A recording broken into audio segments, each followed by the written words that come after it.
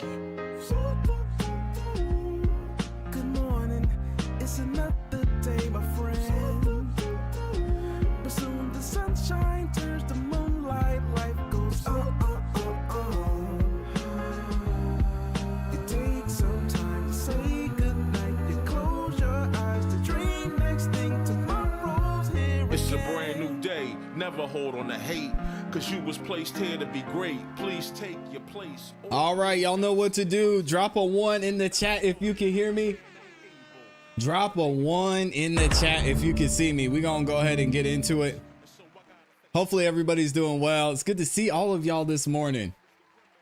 Whoo, what a time, what a time. Okay, I see we got the ones in the chat. We should be good to go. I'm gonna go ahead and get right into it. Welcome to everybody who's in the building. We looking all crispy and clean on the screen. Welcome back to another YouTube live stream and another episode of the Music Morning Show. I'm your host, ClassE Beats of ClassEbeats.com. And this morning, we are getting back into the YSL trial. Y'all know what time it is. We've got some witnesses that are going to be on the stand today, possibly going to hear from Lil D. To start the day off, we are going to be hearing from the police officer that responded to Donovan Thomas's murder.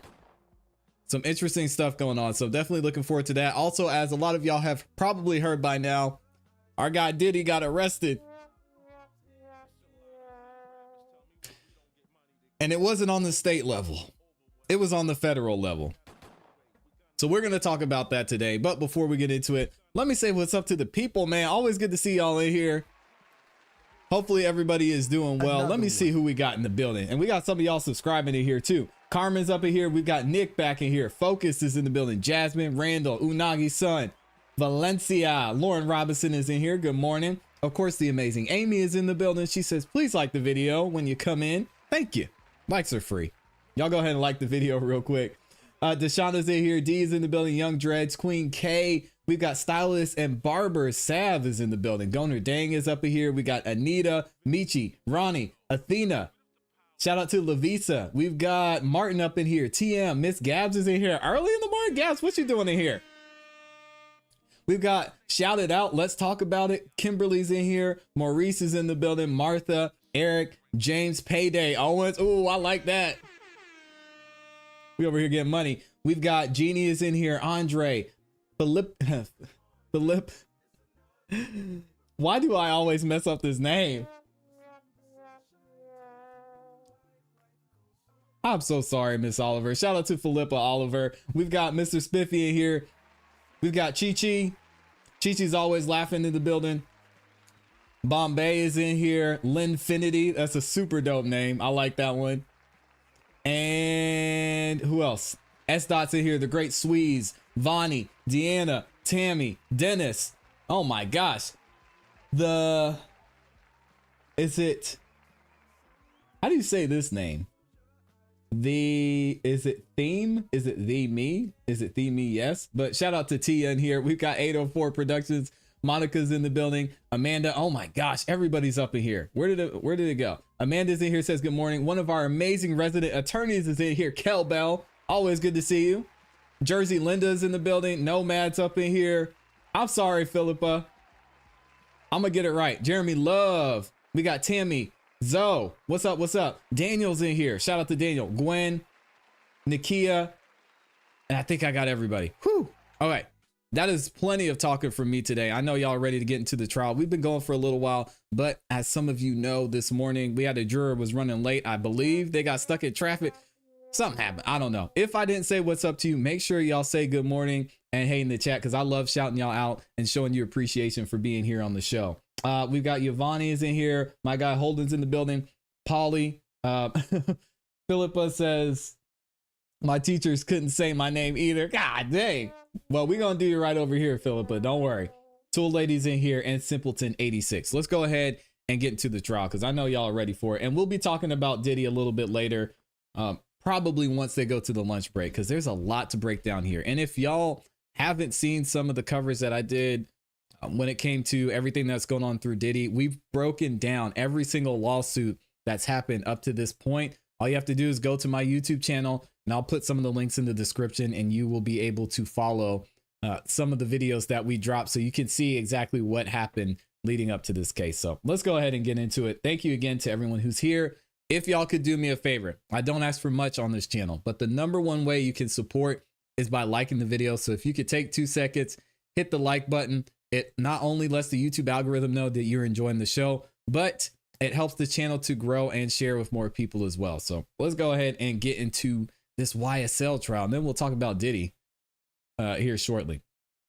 I'm going to get y'all right on the volume too, because I know the levels are always crazy. Hopefully Judge Whitaker got her people to get the sound right. Let's go ahead and skip ahead. Here we go. Perfect timing.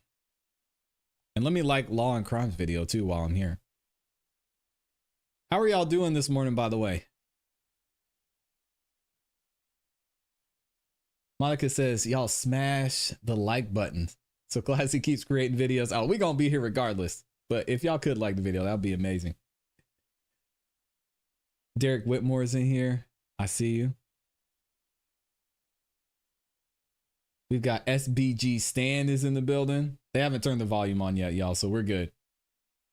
Fatima's up in here too. Good morning. Agent 4918. Good to see you. Dennis, what does Dennis say? Your Honor, he told us he wouldn't stop. He told us that we won't stop. It's too soon for that, Dennis. Diddy is going through some things right now. Leave him alone. Robin says hello from West Virginia. Good to see you. Raven's in here. Good morning. Currently taking over my kid's PlayStation while I listen. Oh, that's real. Now I was going to give you a round of applause for that. Yeah. That is the parents' tax that we support here and love to see, Raven. So good job. Witness. It's not their PlayStation. It's your PlayStation. Good morning, Donkey's Noggin. Good to see you. Jim Thorp. Regina, good morning. All right. Yeah, I approve the parent tax.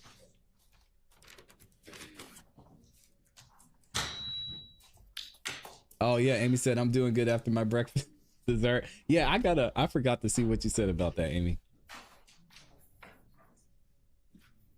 I'm glad you enjoyed it.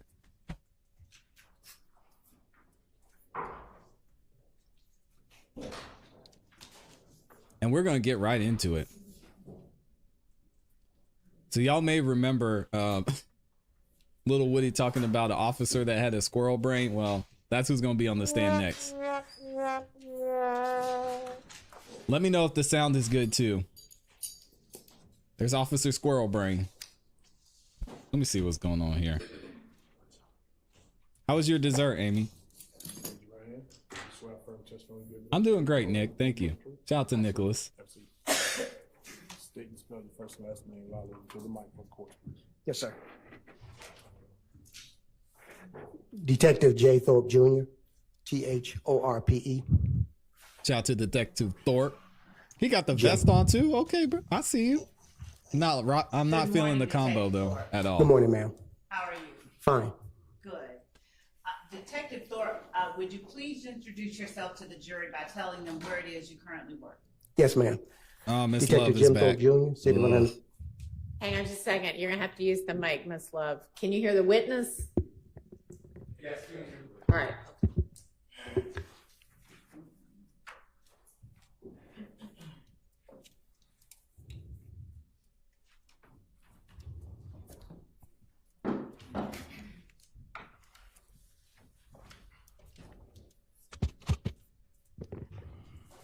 All right. If everyone can hear me, Amy says she almost passed out from dessert. Oh my God. Thank you. Would you go ahead? I apologize. Tell the jury where it is that you currently work. Yes, ma'am. I currently work City of Atlanta Police Department Homicide Unit. How long have you worked at the City of Atlanta Police Department in the homicide unit? I work with the City of Atlanta now for 30 years and 9 months. All right. Have you worked as a homicide detective the entire time? Yes, ma'am. 20 years. Now, 30 years and 9 months and 20 years are different. So what did you do when you first started working with the Atlanta Police Department? My first assignment. Cannot hear you if you don't use the mic, and I'm sorry that it's staticky. Maybe one day we could get that fixed also, but we're just going to have to endure the static. Yes, Your Honor. Try to minimize it. What did you do when you first started working with the Atlanta Police Department? Yes, ma'am.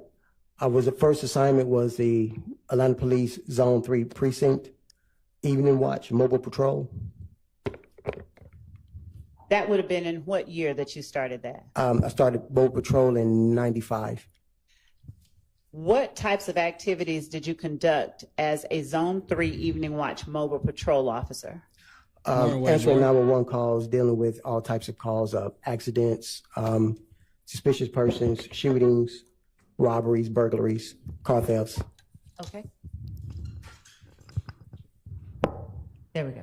Yes, ma'am. And tell the jury what parts of Zone 3 you patrolled as a patrolman in Zone 3 Evening Watch. Then the beat I was assigned was called 304, and that beat was mostly around Metropolitan Parkway, Sylvan Road, leading up to Cleveland Avenue and Lakewood Avenue. How much of Cleveland Avenue did you patrol? It would depend on if we were short an officer. They would reposition my team. It was 2 officers assigned to the beat 304. So either one of us could get pulled, and usually around Cleveland Avenue, that was the 308 beat. And we pretty much control all of Cleveland, 75, 85, north and south, Jonesboro Road, and all the streets surrounding Old Hayville and streets like that. Okay. As a homicide detective, are you restricted to one zone only, or do you work the entire city of Atlanta? We work the entire city of Atlanta. Are you familiar with the neighborhood surrounding Cleveland Avenue and including Cleveland Avenue today? Yes, ma'am. That's where they were Can you selling all tell them the jury drugs. whether it's different, the same, or in some ways both to 95 as between today and then? Sustained. All right. How do you describe the neighborhood of Cleveland Avenue back in 1995? How would you describe it in terms of the community? Community, Oh, sorry. like a better terminology, wasn't aggressive. That part of the Cleveland Avenue really was not a high crime area or gang activity respondent back in 95 to 97. And that was the length of time that you worked evening patrol, 95 to 97? Yes, ma'am. And typically, what types of crimes did you have the most opportunity to respond to in that area? Objection, Your Honor. Relevance. Overruled. Mostly shootings, like I said, robberies, burglaries, things of that nature. Would you describe for the jury your, you mentioned there was not a lot of particular kind of activity. Did that change? Has that changed today? Yes, ma'am. Is there a particular kind of crime that you see more of today that you did not see back in 95? Yes, ma'am. Would you tell the jury what types those are? Mostly gang activity, shootings, related shootings. Now, after you left Evening Watch Patrol of Zone 3, what station did you take up at APD? Yes, ma'am. I was transferred to the Red Dog Unit, Evening Watch and Day Watch. How long did you work the Red Dog Unit? About 3 to 4 years. Now, after the Red Dog Unit, what was your assignment? I was promoted from the Red Dog Unit to detective, and my first assignment was the burglary unit. And what year was that? 2000. About 2000, yes, ma'am. Prior to joining the Atlanta Police Department, would you tell the jury what your education was? Yes, ma'am. Graduate of high school on time, associate's degree, and at that time I went into the military, U.S. Army. All right. How long did you serve in the Army? Roughly about 6 years. And what was your station? What was your job in the Army? Thank you for your service, Officer Without Thorp. getting into too much detail, just generally speaking. Soldier. Okay. We respect Are you all our originally military from here. Atlanta? No, ma'am. Did you come to Atlanta after you left the Army? No, ma'am. I was here. Okay. After you joined the burglary unit, tell the jury what your responsibilities included. Investigating burglaries, whether it was commercial or residential burglaries. Was there a particular area of Atlanta you were responsible for? Yes, ma'am. My primary zone was the Zone 1, and my secondary was Zone 3. What area of Zone 1 were you responsible for? I'm sorry about that static. That's fine. We believe if It's hard anyone's to familiar sorry, with the fix Bluff it. area, Donnelly, Hollowell, Hollywood Road, Where's a everything good over place for in this? Up that here? General Perry Boulevard. Put it up here. Hang on one second. I'm trying to solve this problem. Hey, can we give it up to Fulton County IT? You guys are amazing. I know you're doing the best you can with what you got. Come on. Sorry about that. Somebody's making popcorn in the And how courtroom. long did you serve in the burglary unit? 2 years. After the burglary unit, what did you do? I was transferred to the robbery unit. Is that me, Judge, or is that? I have no idea. All right. After the, what was your position with the the rats are robbery chewing unit? on the wires. Detective. And my primary zone was zone 3. The secondary zone was zone 1. Were you patrolling the same or I'll do it, responsible K-Bear. for the same area in the robbery unit as you had been when you were in a zone 3 evening watch patrol officer? Yes, ma'am. Except I had the whole entire zone. I mean, yes, the whole entire zone, A sector and B sector. Shout out to the honorable Did you interact Kelbell. often with the residents of zone 3? Yes. During your time as a patrol officer and as a detective in the robbery unit? Yes, ma'am. Was your interaction only when you were arresting people or investigating suspects? No, ma'am. What other types of interactions did you have?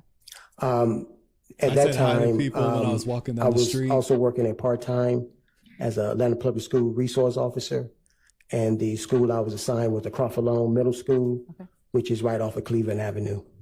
Would you tell the jury what years those were that you worked as a Crawford Long Middle School resource officer?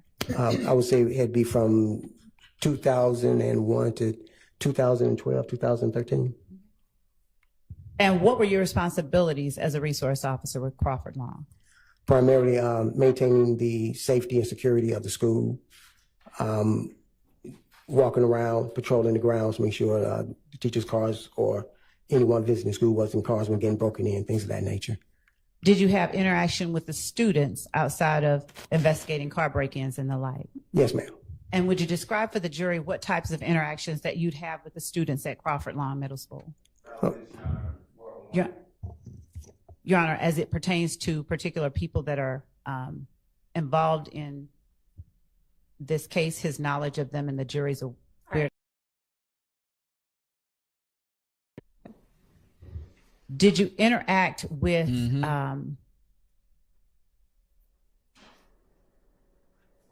the court's indulgence? I'd just like to ask a broader question and narrow it down. I won't prolong that. Did you interact with the students and converse with them on a personal level? Yes, ma'am. Did you interact with the students' parents at times? Yes, ma'am. Did you interact with a student by the name of Quindarius Zachary? Yes, ma'am. Describe your, when you first met Quindarius Zachary, how old was he? I say he had to be about 11 years old. And just in case y'all are wondering, Holden asked a great question. He said relevance, which is mainly what we asked throughout this trial. But this is a good line of questioning because she's basically showing that Officer Thorp has known and been involved with these guys or some of the defendants since they were very young. So he worked at the school some of them went to. He got to saw how they were moving, and now they're building their case up to that. So Miss Love, she's doing okay this morning. We'll see. And in what capacity did you interact with him? It's still early. Usually times when he was misbehaving, and I would just take him to the side and talk to him rather than seeing him being suspended or suffering school punishment. I'd try to talk the kids to the side, get them out of trouble, and once again, put them back into the classroom. What year was that you got to meet Quindarius Zachary? Can I recall right offhand? Probably around 2010, maybe. Did you establish any level of trust with the students? Would they come to you and talk with you about things that they were encountering? Yes, ma'am. As students? Yes, ma'am. And when you say you talked to them, did you talk with them only about scholastic things, or did you talk with them about things like getting involved with groups that they shouldn't get involved with? Yes, ma'am. All of the above. Okay. Yes, ma'am. Back then in 2010, did you see any signs of what you believe to be the formation of gang activity within Crawford Long? Yes, ma'am. Okay. Objection. Now, what was it that you saw that led you to believe that? The kids was constantly discussing the gang that was starting to sprout. They was calling themselves the Red Cartel. Thank you. No, I heard you, and it looks like Mr. Short's also about to say something. Same objection. Thing. Overruled. You Wow. may continue. Yes, they would say something about a gang sprouting up called the Red Cartel. You may continue. Okay. They call themselves the Red Cartel, and they was becoming very prominent over in the Cleveland, Springdale, Cleveland Avenue area, Old Hateville area, Macon Drive area. Apart from hearing the name Red Cartel, did you see any indicators or signs of the ways that people calling themselves Red Cartel identify themselves? They mostly wear the color red. Did you ever see them, without specifically showing any gang signs, did you ever see them display any signals that were seemingly unique to members of the group itself? No. I'm going to object to this line of questioning. I don't believe that there's a proper foundation for this witness. Your Honor, Is he a gang Is this expert? the first time this witness has testified? yes. Okay, you need to lay a foundation. Okay. Boy, where is Bruce Harvey at? Just Whitaker just asked, is this the first time somebody's testified? I get it's been a long trial, but Bruce Harvey said this, Judge, you can't know everything that's been going on. And she just said, has he testified before? Gee.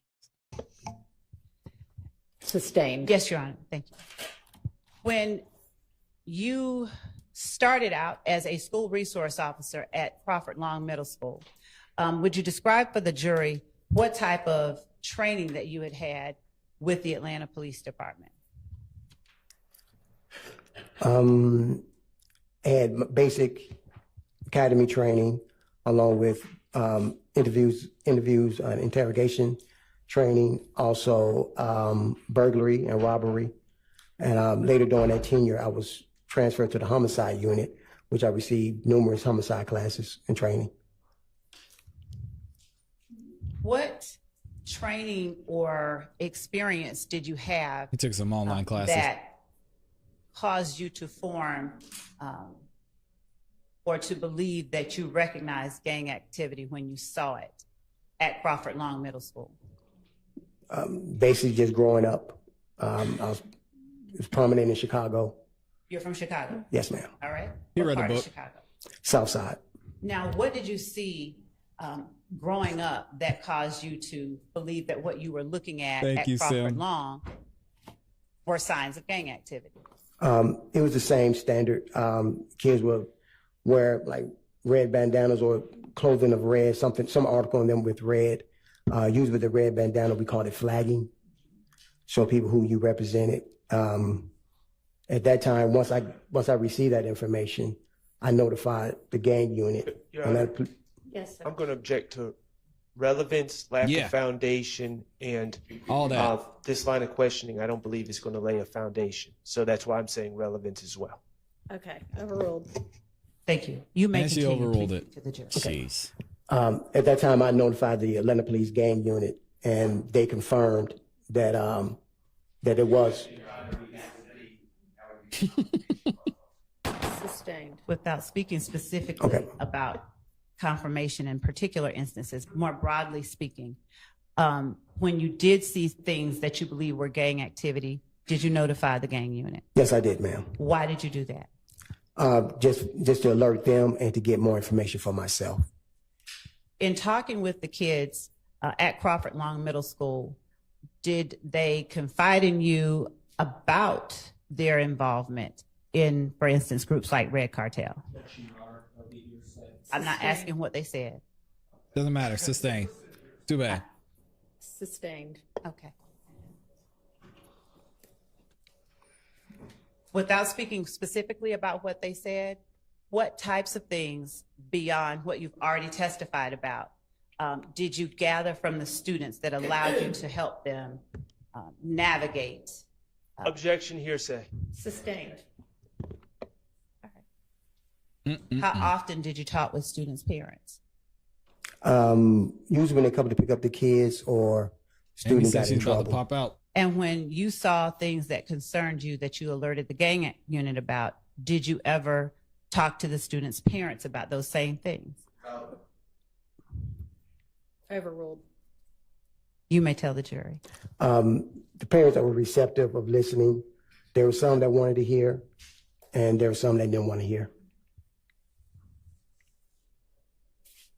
Did you ever speak with groups of students, or was it just individual ones about trying to stay out of or trying to avoid particular pitfalls? Seriously, this questioning is bad. Your Honor, I am. Overruled. You can continue. Yes, I would talk to them in a group or talk to them individually.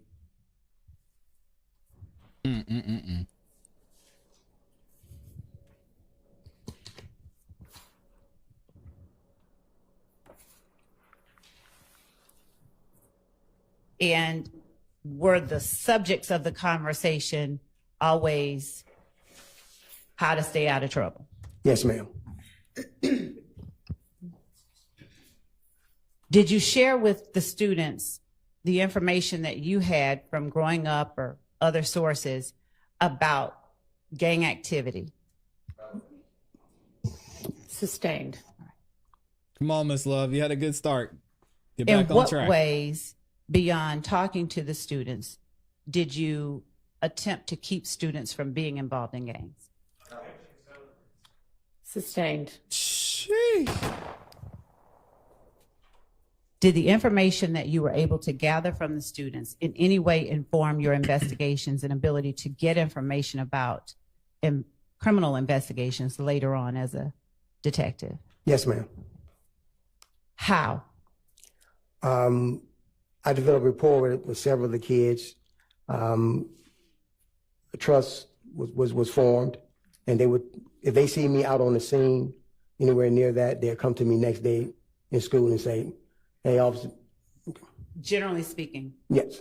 they would come to you and would they offer you information? Yes, ma'am. All right.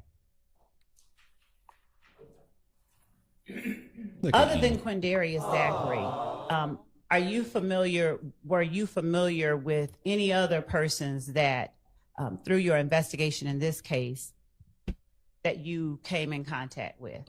Yes, ma'am. Who were you familiar with during your time as a school resource officer?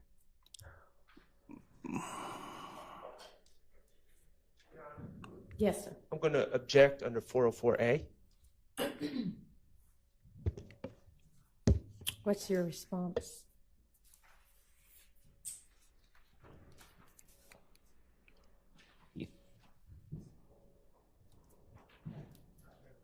Are they looking up 404A? Oh, Your man. Honor, I'm not certain what exactly the, Maybe tailor your question. okay. Just rephrase the question. She's looking up. Oh my God. What other persons did you know during your time as a school resource officer that you also interacted with or taught or gained knowledge about during this case? Same objection, Your Honor. Do you understand the objection? Can you tailor your... Did you know any other, Trontavia Stevens? Did you know Trontavia Stevens? Yes, ma'am. Okay. What age did you learn about or did you meet Trontavia Stevens? At age 11. Was he a student as well? Yes, ma'am. Was he a student at Crawford Long Middle School? Yes, ma'am. Did you know Shannon Stillwell as a young person? No, I did not know Shannon Stillwell. Did you know Diamante Kendricks? I knew of him. I never had any interaction with him. Did you know of him as a young child? Yes, I think as he was getting to high school, yes. What about Quentin Porter? Did you know of him? Yes, ma'am. And was he a young child or was he an older person when you got to know him or knew of him? I believe I met him when he was in 7th or 8th grade. Okay. Wow. Of the people that you've named so far that you met, did you interact with them in the same way that you did with Quindarius Zachary, or did they not talk with you as much? They talk with me, but that was about it. They talk, but they never. Okay. All right.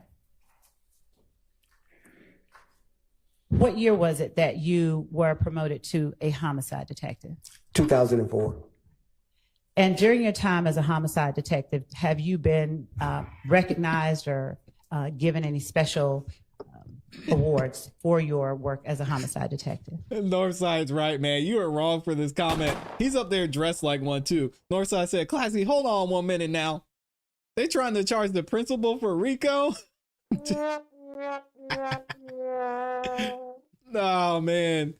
Detective Thorp is up there dressed like a principal. I'm not gonna lie. Yo, you nailed that, Northside. Let me rewind this back. Given time, y'all got me up here cutting up. That was about it. They talk, but they never. Okay. All right. What year was it that you were promoted to a homicide detective? 2004. And during your time as a homicide detective, have you been recognized or given any special awards for your work as a homicide detective? Yes, ma'am. Objection, Yes, Your Honor, relevance. Sustained. Would you tell the jury how many homicides you've investigated during your time as a homicide detective? Close to over, maybe as lead and assistant, probably close to 300, maybe more than that. Now, were all of these within the city of Atlanta, or did you ever have an occasion to interact with or investigate crimes that were outside the city of Atlanta but connected with crimes that you were investigating in the city of Atlanta? Yes, part of Atlanta is also in DeKalb County, so I worked some cases that was Atlanta, DeKalb County, and also Atlanta, Fulton County. Would you describe for the jury some of the training that you received as a homicide detective that allowed you to perform your duties that was different than the training you received as a patrol officer or a burglary detective? Yes, interviews and interrogations, reading crime scenes, logging things, crime scene processing. And as a homicide detective, were you involved in investigations that related to purported gang activity? I'll repeat that again, ma'am. As a homicide detective, did your investigations ever involve gang activity, the Yes. homicide investigations? Yes, ma'am. Now, did you share information with other law enforcement officers as it related to gang-related homicides? Yes, ma'am. And how, if ever, you were trained to recognize gang activity while you were performing your investigations, what kind of training have you received? Yeah, that's brother starving. It was the processing of the scene, doing thorough background checks on the victim or witnesses, finding out different incidents may have happened at the location prior to the homicide incident. Did your rapport with community members aid you in furthering your investigations as it related to potential Objection, Your Honor, gang leading. homicides? Objection, what? Leading. Sustained. What about your interactions with the community, if anything, helped you learn more when you were investigating gang-related homicides? Yes, I would go talk to people that lived in the area of the incident. And at that time, I take them to the side and have a low-key conversation with them, and they'll advise me of, well, this is what they've been hearing, or this is what they know. Did you always identify the people who gave you information as witnesses, or were there times when people gave you information and didn't want to be identified? Correct. There's several times people want to give information, but didn't want to get involved any further than that. And did you respect their wishes not to be involved, or did you list them and sort of out them as having given you information? No, I respect their wishes. Okay. Would you tell the jury, as a homicide detective, how it is that you come to be assigned to any particular homicide? What we have in Atlanta Police Homicide Unit is called a unit rotation. So it doesn't matter if you work one of the other shifts, day watch, which is 7 a.m. to 5 p.m., or evening watch, which is 2 to 12 midnight. It's kind of like a pitcher rotation in baseball. If you catch a case today, you're not due to catch a case until you come back up. So say there's 30 detectives. Ooh, that sounds messy. If you're number one, you go down to number 30. Number 2 becomes number 1. Number 3 comes number 2, and it goes like that. So it doesn't matter if you're off or it's past your shift time. If the call comes up, you have to come in and respond to it. And during the time that you're not up, is that the time that you're able to investigate whatever homicides that you do catch on your rotation? Yes, ma'am. All right. When you arrive on a scene of a homicide, are there any particular steps that you take to jumpstart your investigation? Upon arriving, I try and brief with the first responding officers and first responding detective on the scene. Good morning, Andrea. See what information he or she has gathered prior to my arrival. Is it your practice? Has it been your practice to attempt to identify witnesses on scene if there are any? Yes, ma'am. Is it your practice to identify or attempt to identify surveillance footage if there is any? Yes, ma'am. How do you go about determining whether or not there is surveillance footage at a particular location? We walk around and you try and see if there's cameras fixated on the structures, or you go inside and see if there's door ring cameras on some of the residents, or you go inside the business and see if they have a camera that may be facing out their front windows. As the lead detective, do you delegate responsibilities in the investigation of the homicides that you're responsible for, or do you handle every aspect of that investigation? We delegate. What types of activities do you delegate to other persons? Depending on how many homicide detectives on the scene, I have them do what is called a neighborhood canvas. Mm-hmm. They automatically go around, start knocking and talking to people, and also looking for surveillance cameras, things of that nature. And do you work with the VIC unit to determine whether or not there are? Do you ever work with the VIC unit? Ever. Yes. And how long have you worked with the VIC unit? Since their first inception and coming into work with the APD, we usually call down and ask them, do they have any VIC cameras in the immediate area? And they're able to tell us they have cameras at this location, either facing north, east, south, or west. At that time, we give them the time frame of the incident, and they're able to go back and take a look and see exactly if they have any footage of anything that may be relevant to our homicide investigation. Has the number of VIC cameras remained constant over the time that you've worked as a homicide detective? No, ma'am. Would you explain how they've not remained constant? Have they increased, decreased? They're increased because of the success of the video integration camera systems. Because of the what now? Video integration camera system that is increased because of their reliability. Okay. Would you explain to the jury whether license plate readers and VIC cameras are the same or different? They're different. The license plate reader picks up on a tag of a vehicle, stores it in, is able to tell you exactly which direction that vehicle has been traveling, what other LPR readers it has hit on, so you can go back and backtrack to see exactly where that vehicle may have started or came from. Is there any particular information you'd need to be able to track a vehicle with license plate readers? Sometimes we're able to give a make and model and description of the vehicle. And once again, the LPR teams are able to go in and say, okay, we found this vehicle that looks like the vehicle you're talking about. We see that the license plate reader is showing that it was in the immediate area at the time of the incident. Okay. Now, have license plate readers always been in effect within the city of Atlanta during your time? No, ma'am. And do you know or remember when you all first would have had access to license plate readers? I want to say probably around maybe 2018, 2019. Has the number of license plate readers since that time that you're familiar with remained constant, increased, decreased, or something in the middle? Increased. And how do you know how it's determined where a license plate reader will be placed? No, I tend to think that it's based on the high activity of traffic or whatever in that particular area, and also the crimes that may occur in that area. And does the Atlanta Police Department decide where license plate readers will be placed? I believe it's decided by City Hall and the police department talking together. All right.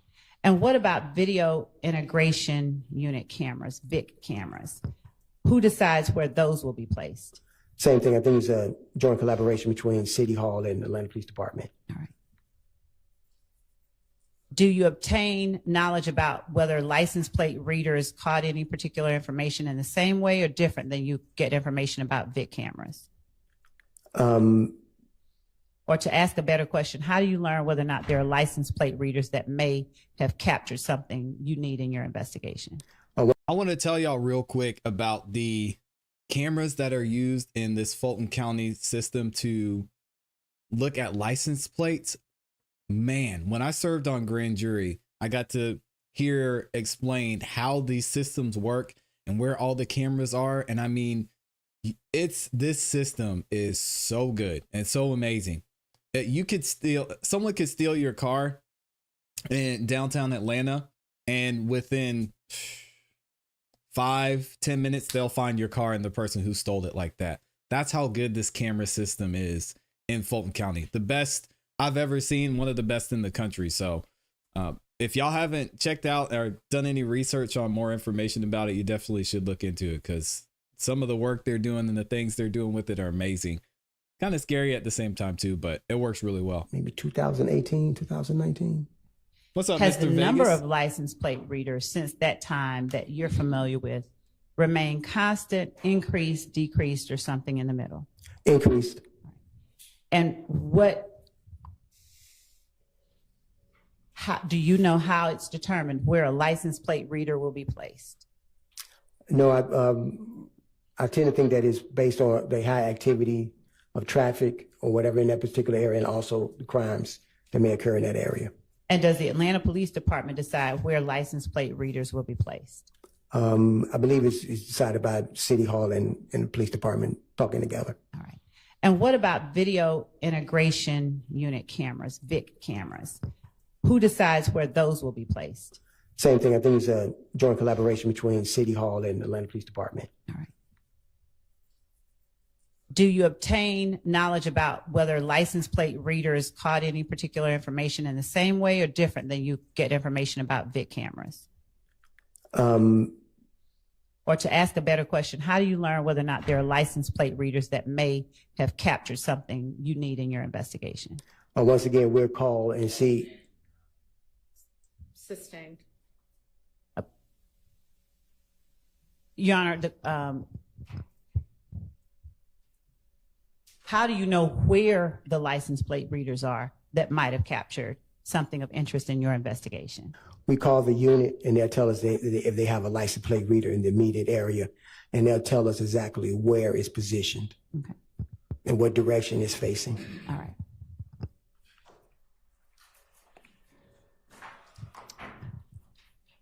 Would you describe for the jury where the Summer Hill community is located? It's located off of Robert David Abernathy and McDaniel Glen area. Okay. Down where the old Fulton County Turner Field used to be. Okay. How much time have you spent working in that area? I would say the whole entire of my career, 30 years. Okay. Are you familiar with the Castleberry Hills area of Atlanta? Yes, ma'am. All right. And how often have you worked in that area?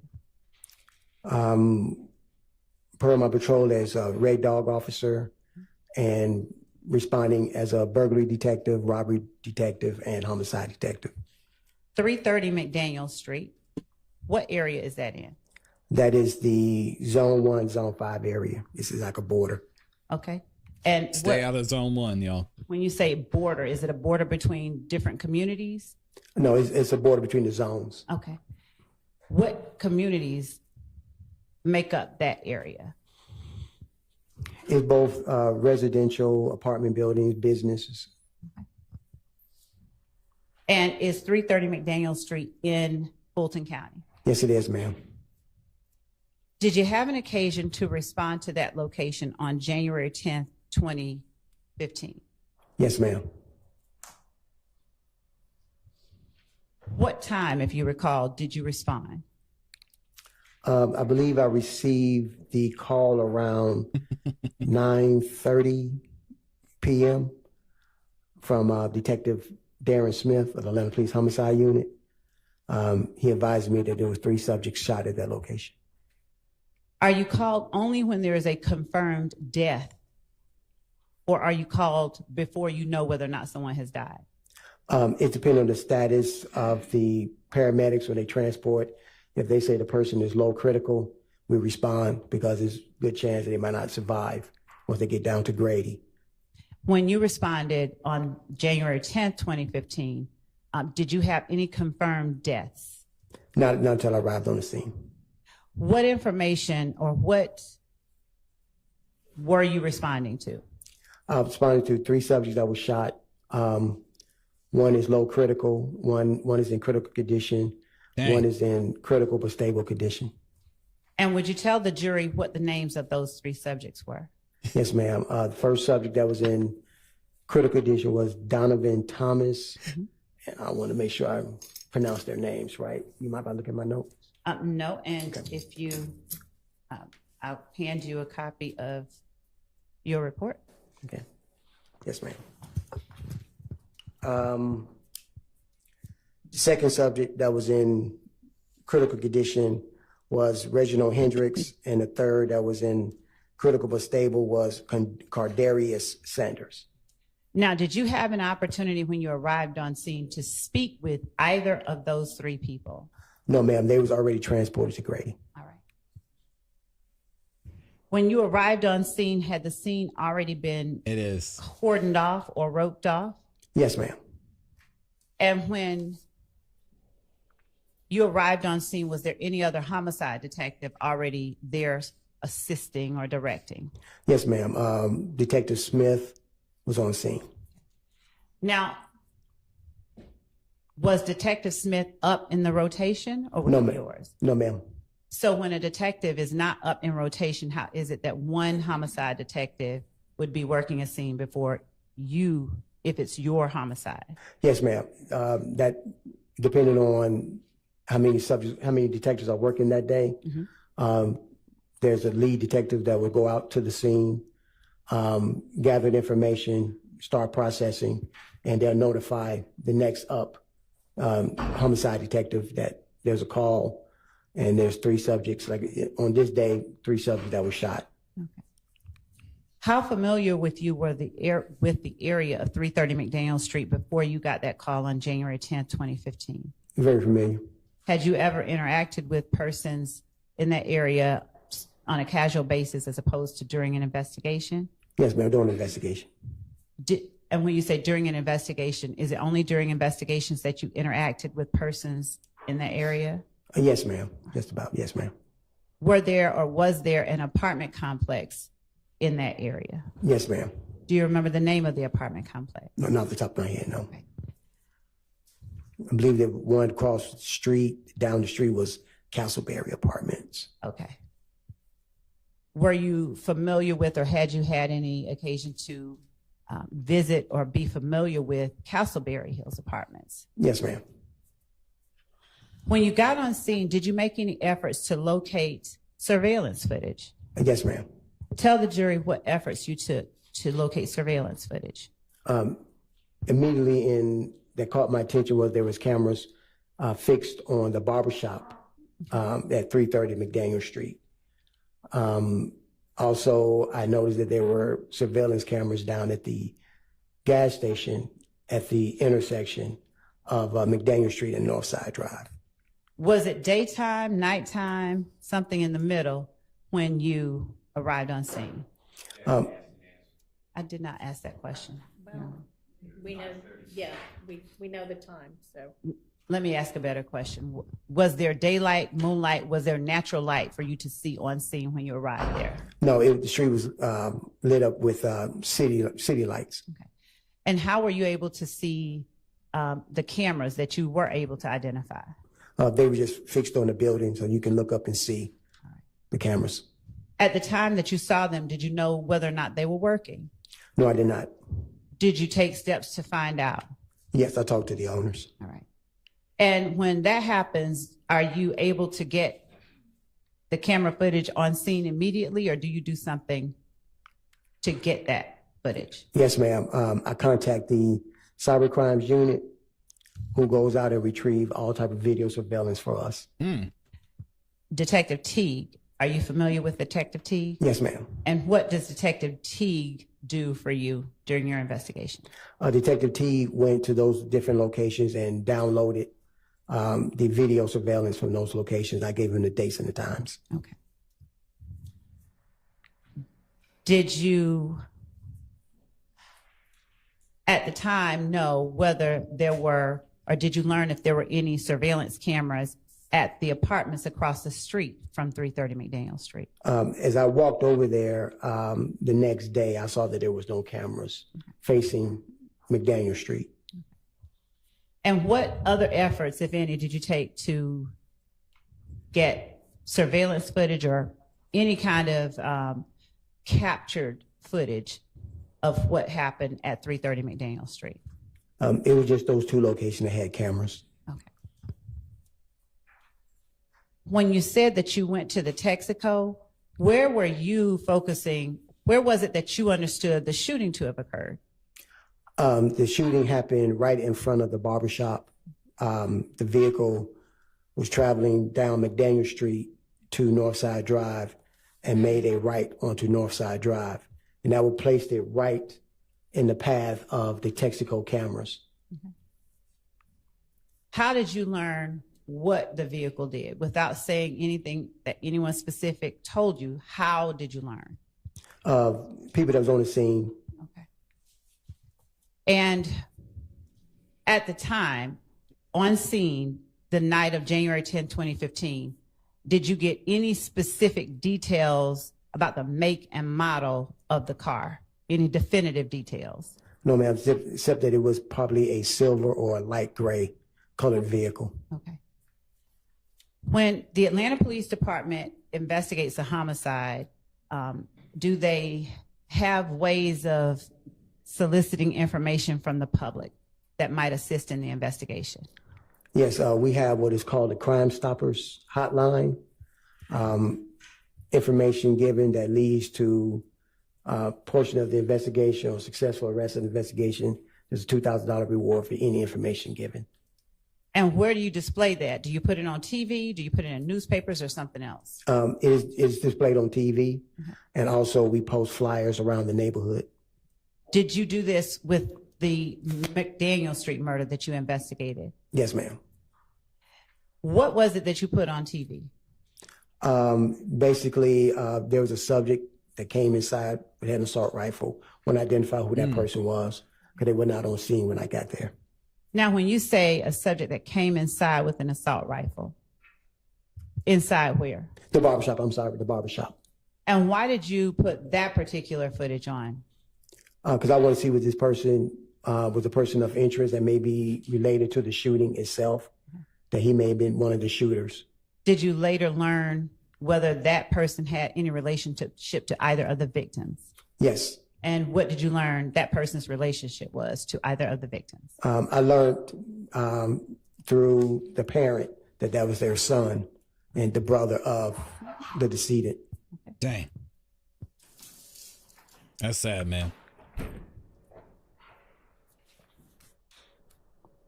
Other than the footage of the person going into the barbershop, did you have any other footage displayed on television to try and help in your investigation? I believe we just closed captioned the screen of the vehicle coming by. We didn't show the actual shooting itself, just the vehicle. And when you say closed caption the screen, did you do a still shot or did you play a portion of a video surveillance? Yes, what we did, we condensed it down so that the shot would just show that's the vehicle coming down the street. And we had a couple of still shots in there of the vehicle, but we never showed the victims getting shot themselves. And did you show footage from the barbershop or the Texaco? The barbershop. Did you ever display any footage from the Texaco on TV? No, ma'am. All right. How do you decide which footage you're going to put out there and which footage you're going to hold back? Based on the relevance, because the Texaco did not show the actual shooting itself. The barbershop did. To your knowledge, did you all get Crime Stoppers calls or people calling in after you put up the video from in front of the barbershop? Yes, ma'am.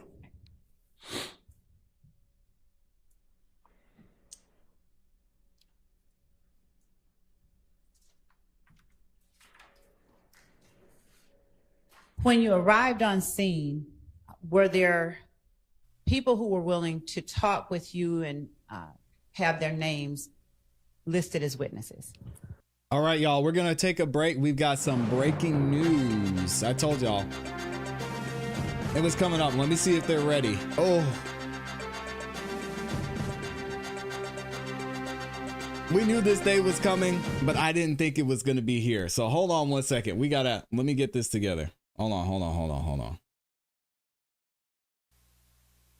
So we have the Department of Justice, the DOJ, is about to announce the federal indictments for Diddy.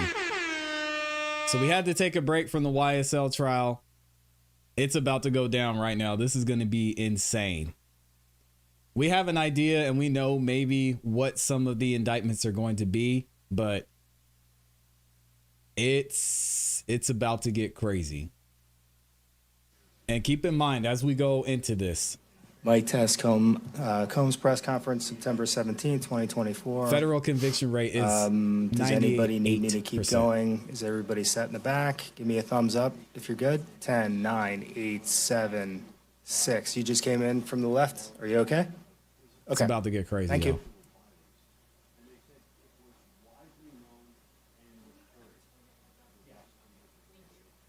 We're going to be close to on time, maybe 5 minutes late.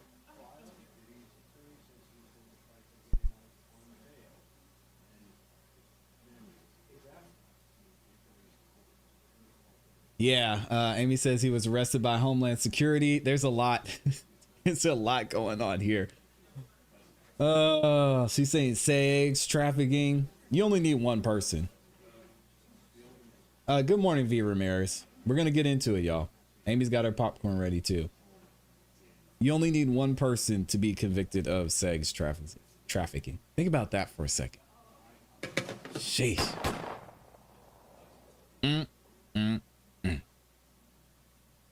What do y'all think is gonna happen? I put a poll in the chat and asked y'all, is Diddy done? It looks like 86% of you said he gone.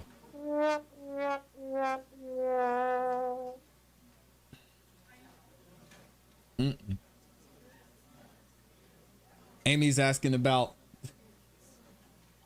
a certain person that had an island. Is Diddy gonna go that way? I don't know. We'll see.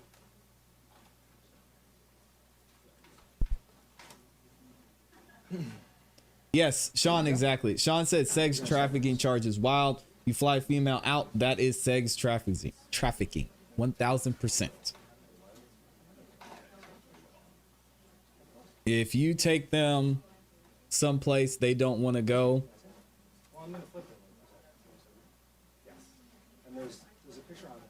and it's across state lines against their will.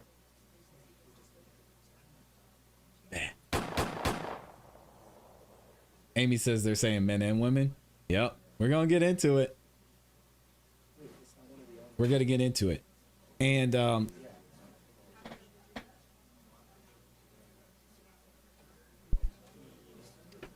there was most recently a couple of things that happened with Diddy too. There was another one of the Danity Kane Danity Kane members that filed a police report against Diddy. There was another inmate that received a $100 million settlement. It's crazy over here. Absolutely crazy.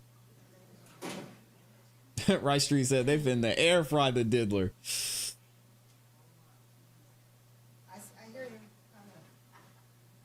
It's bad. It's bad, y'all. So if you haven't yet, make sure you share out this live stream. I know we got some people that were here just for YSL. We'll get back to YSL in a minute. But this is breaking news. Yeah, let me see if I can find that article. While we're waiting. Okay, good afternoon, everybody. We're going to start the Sean Combs press conference in about 2 minutes. If you have any questions about presentment, I'll come back out and we'll go over timing and give you a few updates. Thanks.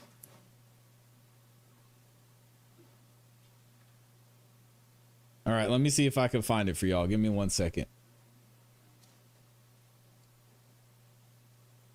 So we've got this one by CBS Chicago. Well, Sean Diddy Combs is facing more legal troubles. Former Danity Kane. And you know what? I just realized this is loud. Let me check the volume on this. Make sure I don't blow y'all's eardrums out. If you have any questions about presentment, I'll come back out and we'll go over timing and give you a few updates. Thanks. Okay. So the volume's good on that one. We just need to turn regular YouTube down. Here we go. So this just happened 5 days ago. Well, Sean Diddy Combs is facing more legal troubles. Former Danity Kane singer Don Richard just filed a lawsuit against Diddy citing sexual battery. You may remember Richard. She was part of the band formed by Combs on the reality show Making a Band. That's her in the white there. Among the allegations listed in the complaint include sexual harassment and false imprisonment. Attorneys for Combs deny the allegations and accuse Richard of having a financial motive. This is the 10th lawsuit against Combs since November. The 9th, accusing him of sexual assault. The 10th lawsuit since November, and we've been covering it here. Again, if y'all haven't seen it, make sure you go back and look at some of the videos I have over on YouTube. And then last week, there is, let me find this video. Let me see. I want to find the short summary of this. Here we go. This should get us to the live coverage.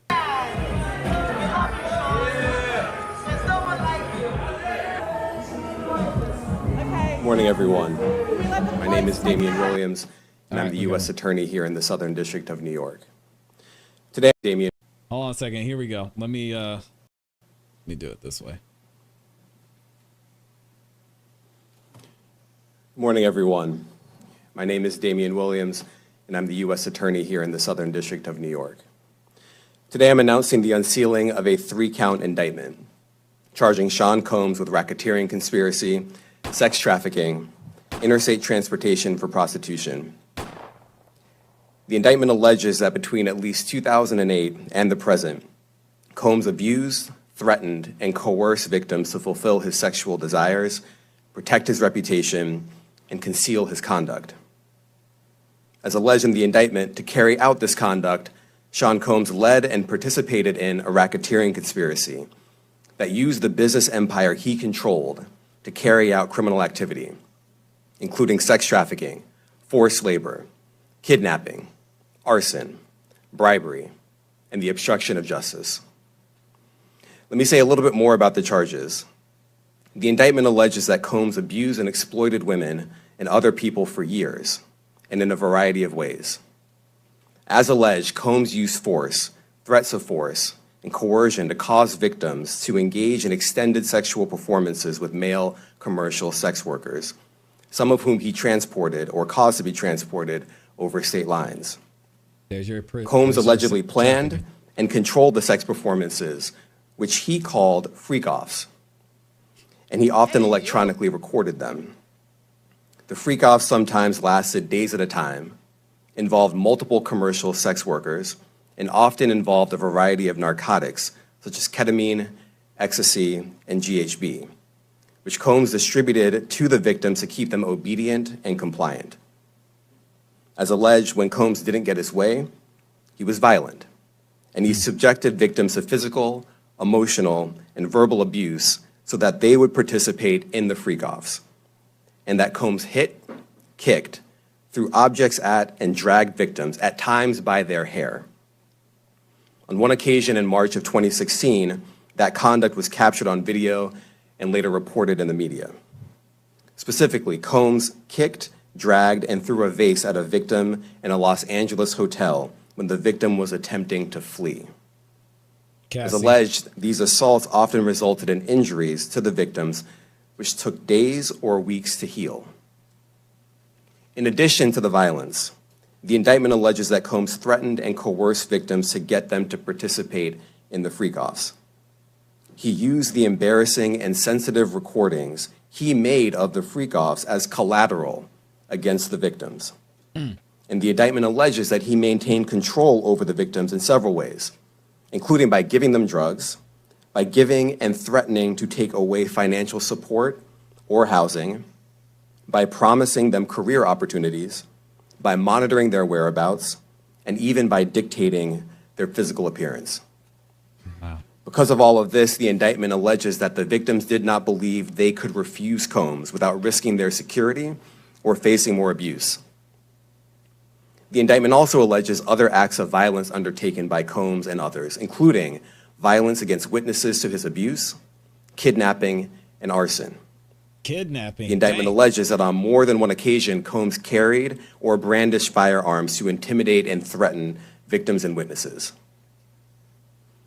Now, Combs did not do this all on his own. As I mentioned, Combs has been charged with RICO conspiracy.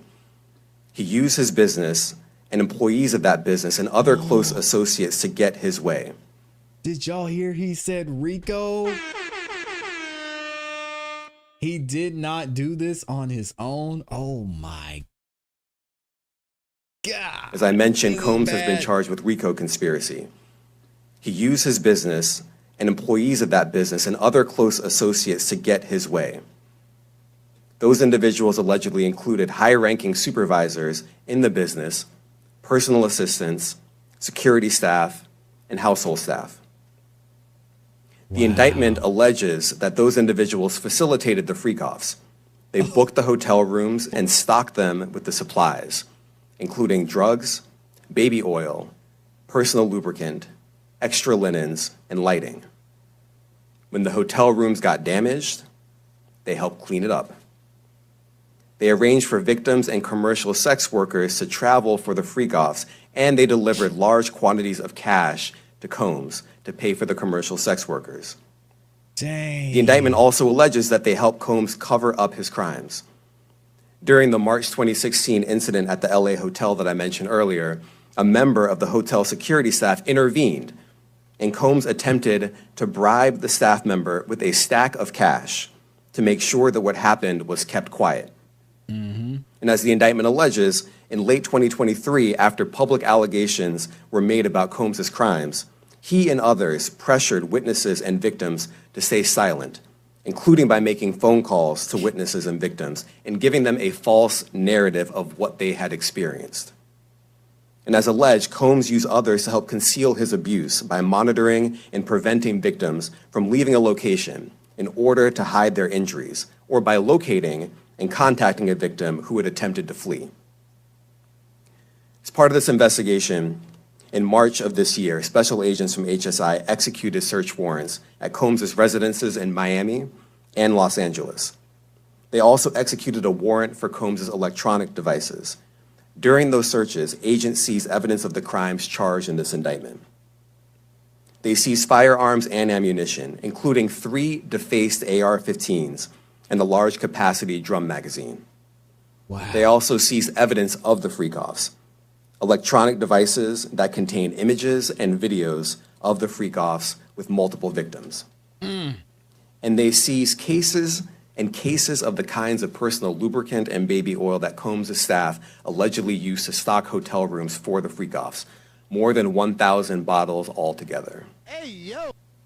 Here are some of the items that we recovered during the searches. This is crazy. As you can see here, this is a drum magazine, large capacity. and it contains, I believe, 59 rounds. I mentioned as well we recovered 3 AR-15s.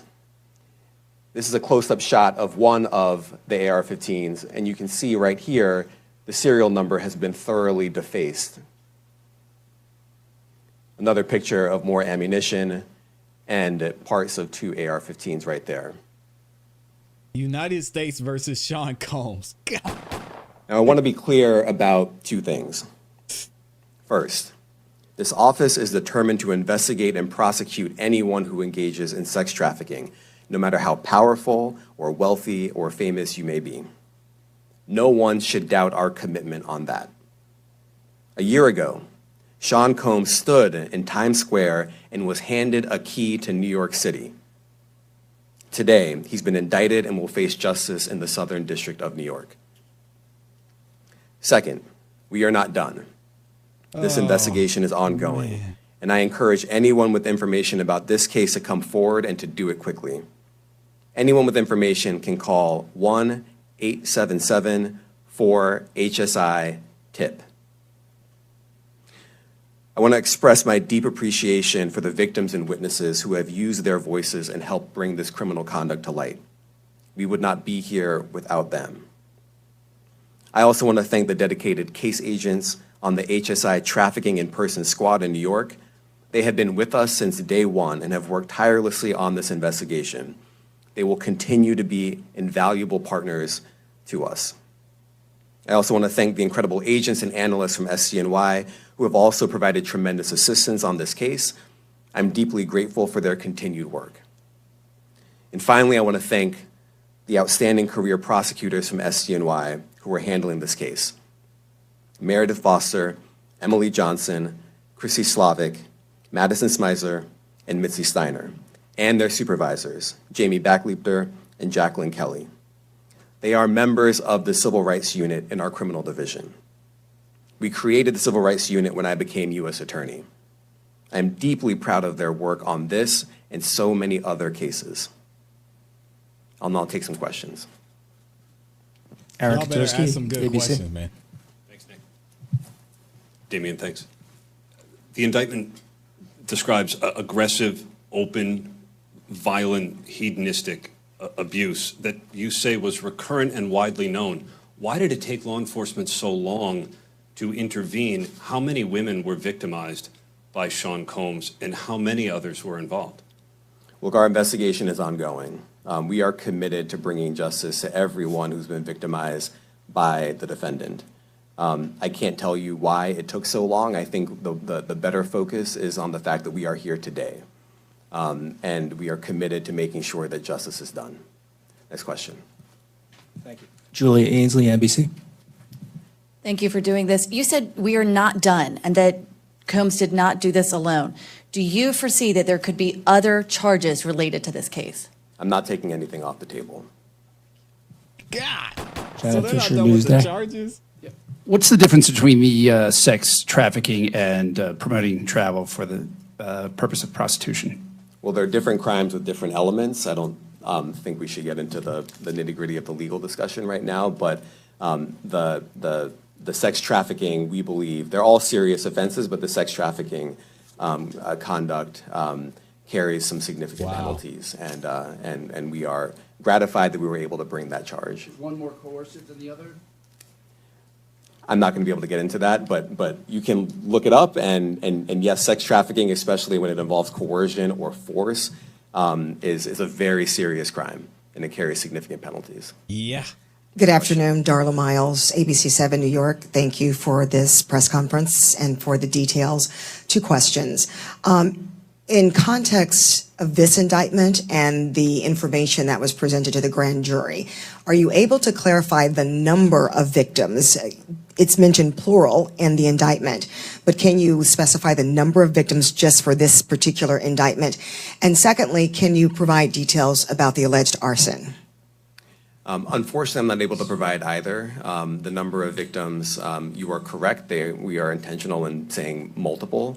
The details of the arson incident are limited to what we have in the indictment and also the detention letter that we filed, which contains more details than the indictment does at various points. but we don't have anything more beyond that. Next question. Lynn Tran, CNN. Are any of his accomplices or associates under investigation? And additionally, could he face any more charges? Yeah, he just answered that. So the investigation is ongoing. That means both as to him and to anyone else who we believe committed the crime with him. Next question. Juliet Papa.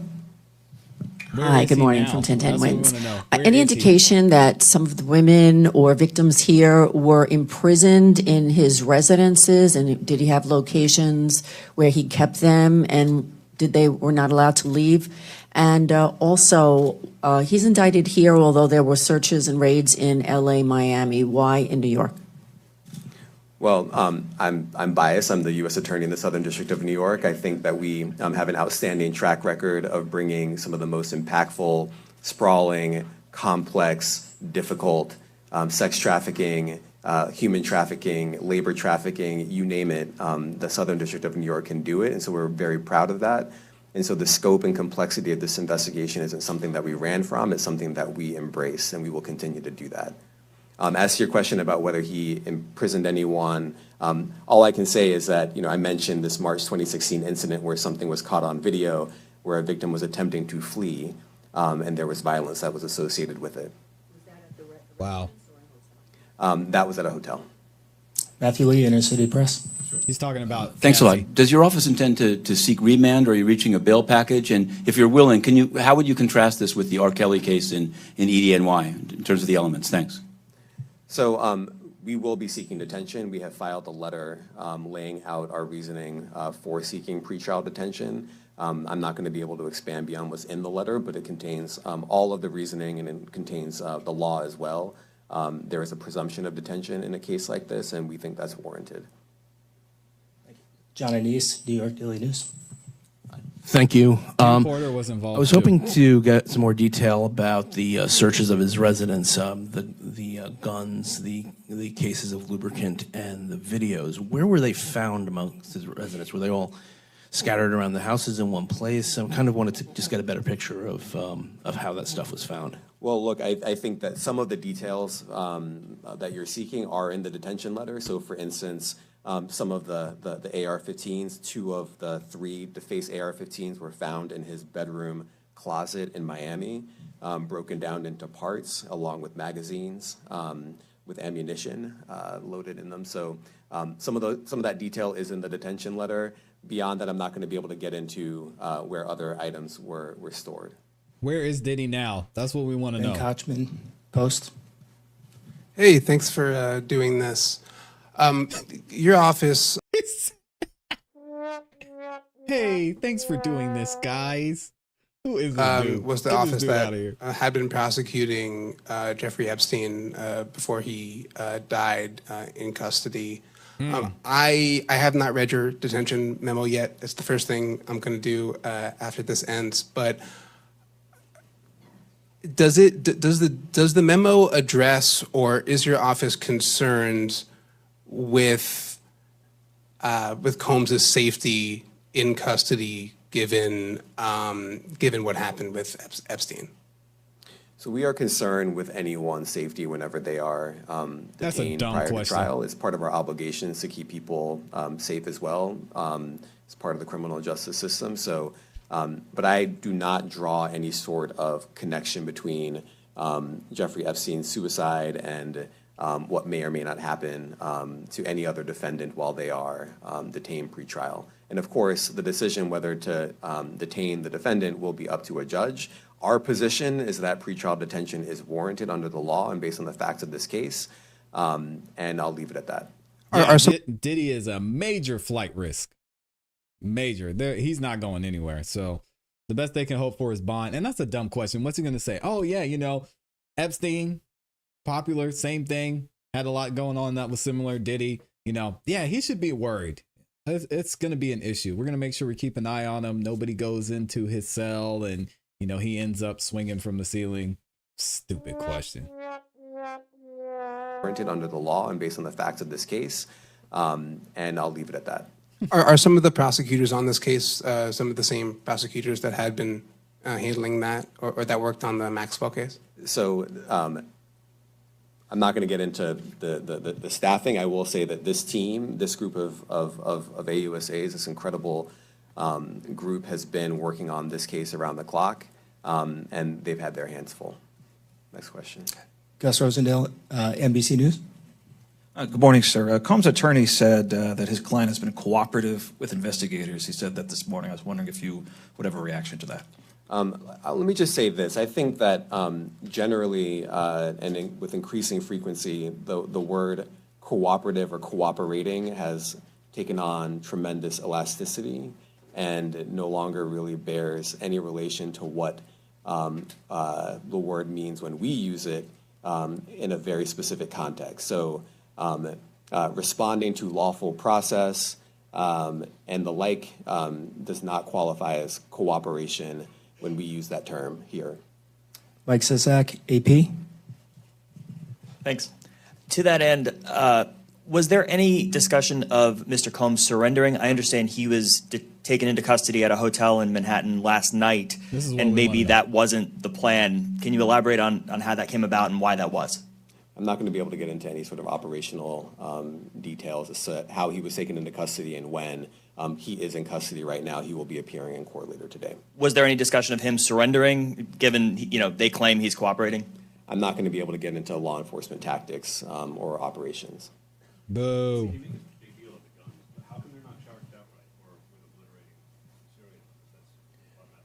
Well, I can't get into the charging decision. It is very meaningful to us that weapons were possessed, as we allege in the indictment.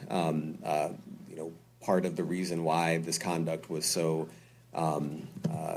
pervasive and harmful was because victims and others didn't necessarily feel comfortable denying him his wishes, as we allege, because of the presence of firearms. I should leave it there. Thanks. Last question, Jacob Shamison. Jacob Shamsian, Business Insider. Thank you. Given that he's the sole defendant in this case and that you allege he's part of a conspiracy that involves members of his companies, do you anticipate a superseding indictment that bring allegations against other members of his companies or other co-conspirators as well? I can't take anything off the table. Great question, anything is possible. Our investigation is very active and ongoing. And I think a lot of you who cover this office know that when we say such things, that developments are certainly foreseeable, but I cannot predict them sitting here today. All right, thank you, everyone. Thank you. What part of his business empire is exposed for Richard? Thank you, everyone. Thank you. Is that it?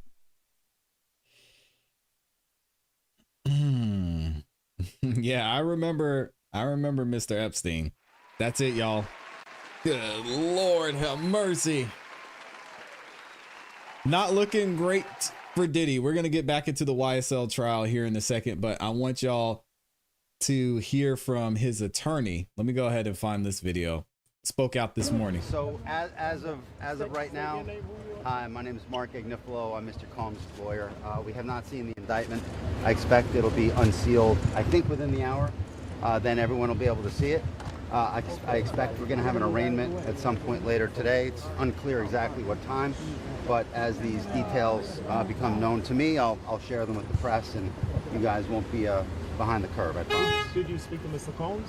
I speak to him all the time, yeah. What's his reaction to everything that's happening? We knew this was coming. I mean, he moved to New York, as I think some of you guys know. We brought him to New York about 2 weeks ago because we knew this day was going to come, and it's here.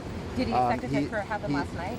Was that planned? No, it's not planned. Certainly, it's not planned by us. I mean, he came here to surrender at a time agreeable to the U.S. Attorney's Office, and then they arrested him last night. I spent the evening with him. I was with him until about 1 o'clock. His spirits are good. He's confident. He is dealing with this head on, the way he's dealt with every challenge in his life. He doesn't have a choice. He's not guilty. He's innocent of these charges. We know what the charges are going to be without seeing the indictment. It's going to be racketeering. It's going to be sex trafficking. It's going to be things along those lines. This is what we've been expecting since the searches in March. He, to his great credit, he voluntarily came to New York. Not a lot of defendants do that. He came to New York to to basically engage the court system and start the case, and it'll start today. And he's going to plead not guilty, obviously. He's going to fight this with all of his energy and all of his might and the full confidence of his lawyers. And I expect a long battle with a good result for Mr. Combs. Do you think he'll be released? I'm going to fight like hell to get him released, and he should be released with all that he's done and coming here voluntarily. And guys, I'm going to cut it short because I have to go in. All right. So thank you all very much, and I'll keep you all posted. All right. So y'all let me know what you think in the comments and in the chat. Is Diddy going to get bail? I mean, that's the first thing. Are they going to let him go? Secondly, how quickly do y'all think this is going to move? Because I was not expecting other people to be mentioned in this. He's the only one mentioned in the indictment. But as we heard in the press conference, it looks like they're going to be looking at some of his staff, some of the people who were close to him that were maybe involved in several of the things that was going on behind the scenes. Let me know what y'all think. I'm shocked. I'm shocked it happened this soon, just because we knew there were so many pieces and so many parts to this. I wasn't expecting the feds to even do it this year, but I do have the full official indictment here. So we won't go through it right now. I know y'all want to get back to the YSL trial, but I do have the indictment. We'll go through it maybe once they go to lunch, but this is going to be interesting to look at because we'll get some more details into everything he's being held accountable for, which this is crazy. So let me close this. Let's go ahead and get back to YSL. On this YSL trial, we were talking with the officer that arrived at the scene when Donovan Thomas was murdered. But before I do that, let me read some of these super chats and then we'll get right into it. Woo! Shout out to Mr. Spiffy dropping the 2-bomb. Says, for an expensive case, the equipment sucks. Talking about YSL. Yep. We got Lavisa over here. She's sick of Miss Love dropping the 99-cent bomb. Thank you for that. Amy was getting her popcorn ready for that Diddy situation. Yeah, this is wild. Wild, wild, wild. MH Cassidy, thank you so much for the 2-bomb. Says, Diddy is the real Rico. Love, take some notes. I'm looking forward to these proceedings. I think we're going to learn a lot. I think we're going to hear a lot of good information, testimony, and we know when Cassie gets on the stand.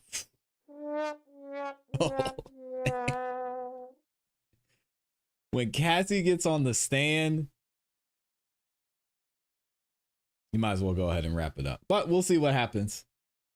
Oh my gosh. And shout out to the stylists and barbers. SAV says Diddy is going through some things. It's about to be some sad folks, mainly celebrities. I think they're going to be quiet. Nobody had Diddy's back. I mentioned this. AV actually broke the news last night, and I mentioned this in her live chat. No one is on Diddy's side. No one. Other than, I think we reviewed the documentary and there was one person he still maybe had on the side. They're probably going to be a little bit quiet now. Y'all are saying he is a flight risk. No way he gets bail. I don't think he gets it either. If he does, it'll probably set it at, I don't know, 500 million or something like that. Let's go ahead and get back into this YSL trial. Thank y'all for letting me cover that too. I know we're mainly here for YSL, but I've been covering this Diddy trial for longer than I've been covering YSL, and I'm definitely heavily invested in it, but looking forward to see what happens. But let's go ahead and back that thing up real quick. Calls or people calling in after you put up the video His own uncle is in front of the exposing. barbershop. Yeah, you got Gene Deal out there going crazy. He's bad. And I wasn't expecting a Rico either. Good morning, Mr. Brown. When you arrived on scene, were there people who were willing to talk with you and have their names listed as witnesses? There are people willing to talk, but they don't want to list their names. And how did they make that known to you? Simply by giving me the information And I said, you want to come down and talk to me? And they're like, no, that's all fun. As far as I'm getting involved, this is who was involved. Are you able to force people to get involved more when you're conducting crime scene investigations? No, ma'am. Are you not able to take people down to the police station if they tell you that they have some information? We can ask for their consent. If they say no, this is a RICO. It's a RICO. That's called kidnapping. Okay. Messed up for that. Right. Did you have any persons that you were able to talk to, but you were able to also list out their names? Yes, ma'am. Okay. Do you remember who those people were? One person in particular was a person by the name of Spencer Wright. Now, let me ask you this. Was at the time you went to 330 McDaniel Street on January 10th, 2015, did you see a Spencer Wright on scene? No, ma'am. Did you talk with a Spencer Wright on scene? No, ma'am. How long after January 10th, 2015, did you talk with Spencer Wright without saying anything Spencer Wright said? Probably around the month of October 2015, maybe. And was there anyone with you when you learned of Spencer Wright? Yes. All right. Who? Detective Gaither of the Games Unit. When you first began your investigation into Donovan Thomas Jr.'s murder, was it a joint investigation with the gang unit, or did you do something to have them become involved? It was a joint investigation. They were providing me with information and intel stemming from their investigations on gang-related activities. And what they deemed may be relevant for my investigation, they passed it on to me. Did you delegate any duties to members of the gang unit to aid you in your investigation? Some just... Or better yet, did they offer up assistance? Yes, ma'am. Okay. Who within the gang unit offered up assistance in your investigation into the Donovan Thomas murder? Detective Gaither and Detective Dennis. Did you gain information that allowed you to interview people in relation to the homicide without saying any information that you gained, just yes or no? Did you get information? Yes, ma'am. And did you conduct interviews? Yes, ma'am. All right. Now, the night of the homicide, did you direct anyone to reach out to you? Yes, ma'am. And who did you direct to reach out to you? Kenneth Copeland. How did you reach out, or how did you direct Kenneth Copeland to reach out to you? No way. Upon returning to the homicide office so I can start my investigation, I got alerted by the Zone 3 Morning Watch Mobile Patrol of a shooting that just happened on Van Ira. Mm-hmm. And from what the officers gathered was that this was... Sustained. Okay. We won't talk with Okay. you about the officers on Van Ira Okay. and what they said. Okay, ma'am. But were you able to determine whose residence or what was on Van Ira at that location that the officer told you about? Yes, it was Kenneth Copeland's baby mother's This is Squirrel Brain. Yep. house. All right. And how did that cause you? Why was that of interest? And to ask a better question, what did you do after you spoke with the officer about the shooting on Van Ira? At that time, I went out to the scene myself. Okay. Did you speak with anybody on scene at Van Ira? Yes. Who did you speak with without saying what they said? I believe her last name was... Now I look at the notes. Nope, I don't mind at all. Neither was I. Her last name, Quartermain. Okay. Deshawn Quarterman? Yes, ma'am. Okay. And did you speak with anyone else? I spoke with Kenneth Copeland over her phone, over her cell phone. All right. What did you see at Van Ira that caused you to be interested in talking to Kenneth Copeland? What did you see? There were assault-style rounds, spent shell casings in the middle of the street. Now, were you able to see what type of shell casings, if any, were on scene at 330 McDaniel Street? Yes, ma'am. And what type, if you recall, did you observe on scene at 330 McDaniel Street? At 330 McDaniel Street, there were 7.62 assault rifle rounds. There were 45 caliber rounds and 9mm caliber rounds. How familiar are you with firearms? Very familiar. And what training have you received in firearms over your career, not only as a law enforcement officer, but in the military? Extensive. All right. Tell the jury what kind of training. Basically, the uses of the weapon, the safety of the weapon, and what particular weapon is able to fire what kind of round. All right. Have you had occasion to fire those type of weapons that you saw shell casings for on scene at 330? Yes, ma'am. What you saw on Van Ira, were they Oh, I'm sorry, similar the type sound, y'all. Let me rounds? get Not get the necessarily sound back. caliber. Were they similar or different? They were assault rifle rounds, so they similar but not similar. Okay. And when you say similar but not similar, could you explain a little bit more? Okay. The 7.62 rounds that was recovered from 330 McDaniel Street are typically fired from AK-47 assault rifle.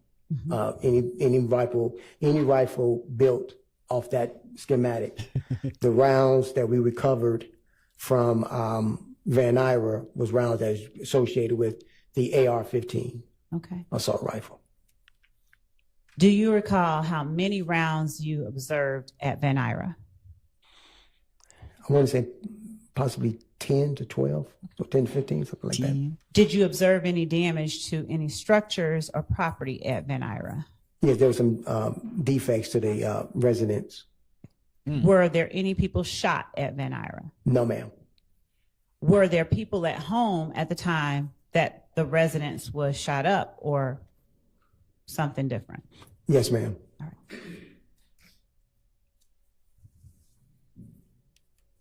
How long did you stay on scene at 330 McDaniel Street from when you first arrived? I believe I arrived probably about 4, maybe 5 hours. Okay. So approximately what time did you leave? I left probably around 1:30 a.m. And what time would you say that you went to check out Van Ira? Probably about, the call came in, I want to say probably around 1:40, 1:45 a.m. And how long, where were you when that call came in? Had you made it back to police headquarters or Yes, were you ma'am. still on scene? I made it back to police headquarters. And how long did it take you to get to Van Ira after you got that call? Probably about 10 minutes.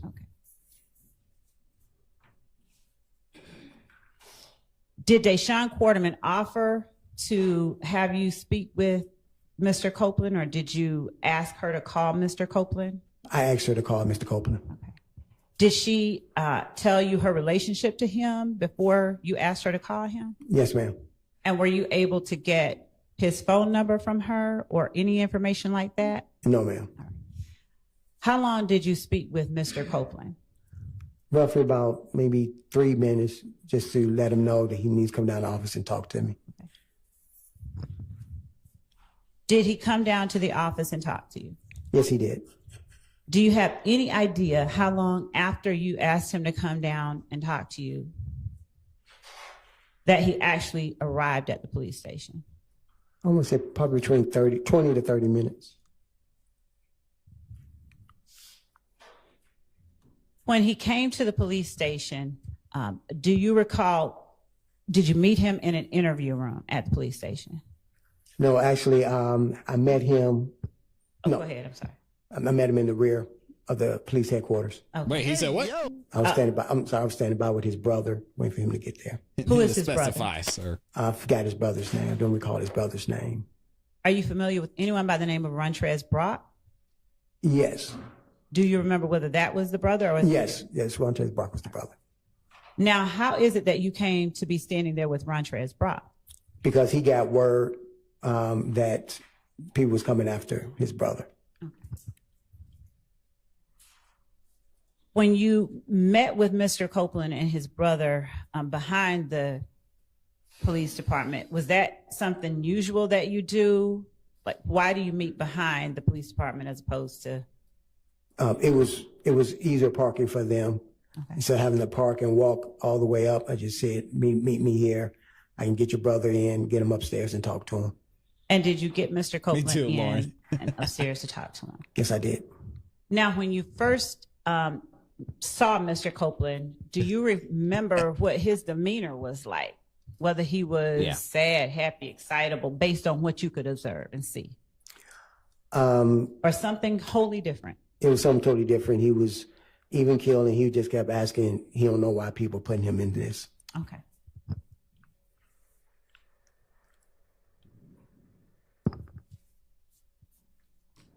Did you tell him that he had to come upstairs and talk with you? No, I didn't tell him he had to come upstairs. Did you have the ability at that time to force him, or would that have been another situation like kidnapping? Yes, ma'am. That would been another situation like kidnapping. Okay. Did his brother come upstairs and talk with him? What is she on right now? His brother came up and stood by outside. All right. Did anybody else join Mr. Copeland in that police station? No, not that I recall. Okay.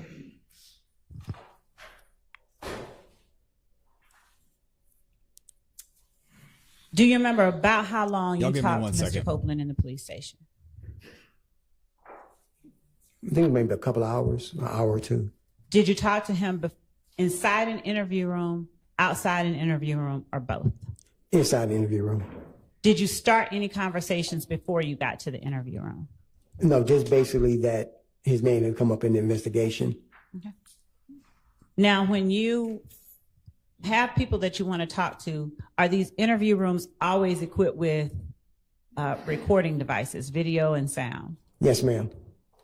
Are they running constantly, or do you turn them on before you take someone inside? You turn them on and you log it in to our database up under your particular case number. Okay.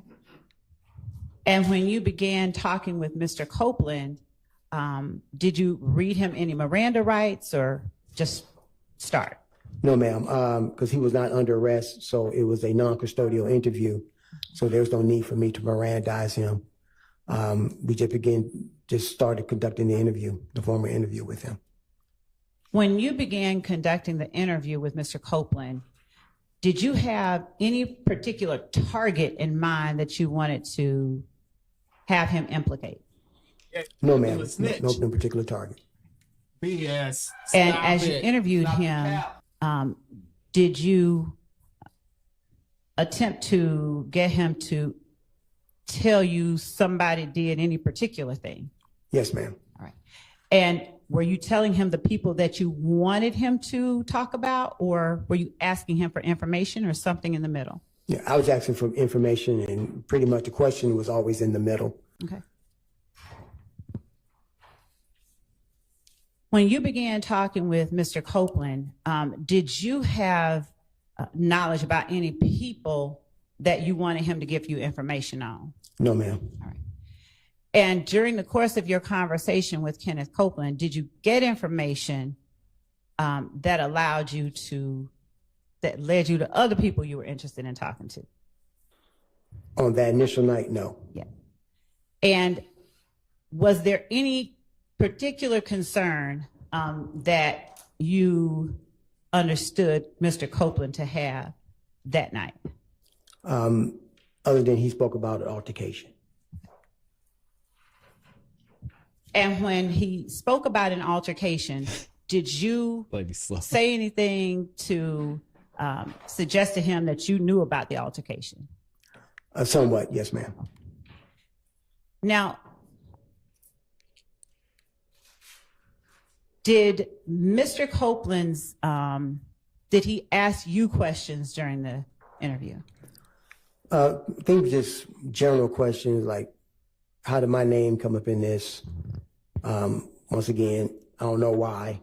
Did he try to get you to help him in any way in terms of ensuring his safety? Yes, ma'am. He wanted me to speak with the family of Donovan Thomas, let them know that he had nothing to do with it. and stopped coming after him.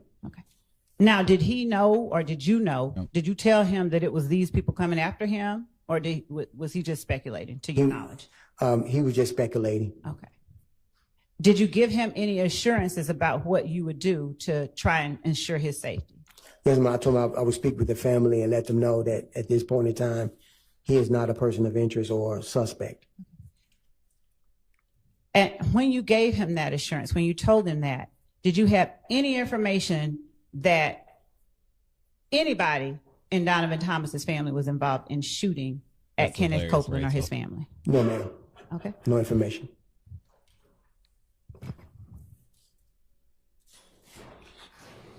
At the time that you told Kenneth Copeland that, had you spoken with any member of Donovan Thomas's family? Not at that time.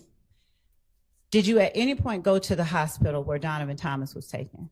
Yes, ma'am. When? The next day. All right. Well, the morning of the next day. 11th? Yes, ma'am, the 11th, the morning of the 11th. How long after you spoke with Kenneth Copeland did you go to the hospital? I want to say about close to midday. About close to afternoon, because I went and spoke to the other two surviving victims. Okay. Without saying what they said, were they able to communicate with you at the time that you talked with them? Yes, ma'am. All right. And let's start with Mr. Sanders. Why can't he Without say what they saying said? what he said, was he willing to talk to you? Yes, ma'am. I guess it would be hearsay. And did he offer up any information about It's a dumb who it question by was me. that committed the shooting? No, ma'am. And what about Mr. Reginald Hendricks? Yes, ma'am. He was willing to talk. Do you remember how long you talked to each one of them? Because they were down at Grady, I made sure I didn't do an extensive, interview with them. So I had to say probably about 20 minutes apiece, no more than 20 minutes. Were either of them under arrest at the time you spoke with them? No, ma'am. Did you do anything like Why y'all read talking Miranda to the rights or anything police? No, ma'am. Were there Oh, this drives me crazy. And this is one thing about Woody that gets on my nerves. Why were you talking to the police? They didn't tell you were. No, All ma'am. right, I'm letting Did go. you do It's anything over. like read Miranda rights or anything like that? No, ma'am. Were there people in I'ma the let it room go, with y'all. Cordarius Sanders when you talked with him? Yes, ma'am. Who was in the room? His mother. Did his mother communicate with you without saying what she said? Did his mother give you any information that helped you in your investigation? No, ma'am. Was his mother the only person in the room with him? That I recall, yes, ma'am, that I spoke with. Do you remember how old Cordarius Sanders was at the time? I want to say maybe he was 14, something like that, 14, 15. He was a juvenile. All right. And what about Mr. Hendricks? Was there anyone in the room with him when you spoke with him? I don't call anyone else in the room with him. Okay. Do you remember about how old he was when you talked to him? Was he older than Yes. Mr. Sanders? Yes, way older. And was he able to give you any information about who committed the shooting? No, ma'am. Was he able to describe y'all. whether there was any acts of aggression that he saw that could have prompted the shooting? No, ma'am. By the time you talked to Mr. Sanders and Mr. Hendricks, had you had a chance to look at the surveillance video from either the barbershop or the Texaco? No, ma'am, not at that time. Shout out to Michelle. Do you remember when the first time it was that you had a chance to look at the barbershop video? I probably want to say probably later on that evening. And what about the Texaco footage? The next day. Now, as you're looking at the barbershop footage, did you personally recognize anybody that you saw displayed, faces of anybody that you saw out there? No, ma'am. What about the Texaco footage? Did you see anybody you personally recognize in the Texaco footage? No, ma'am. No, ma'am. Okay.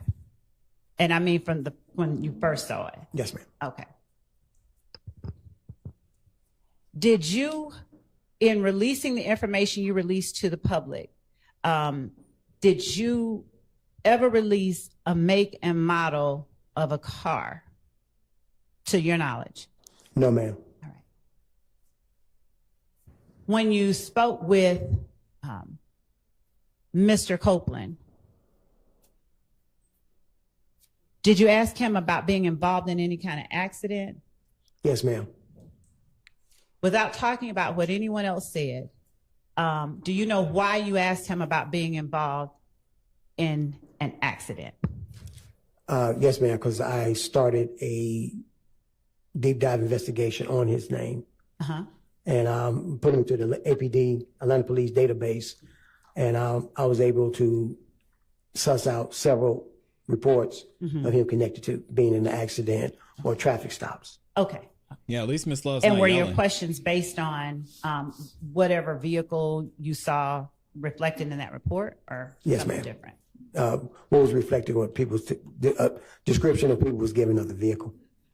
The incidents that you saw within the database, were they incidents that had occurred in 2015, January 2015, or earlier, 2014? Around what time frame? I think there was time frames of 2012 to 2014.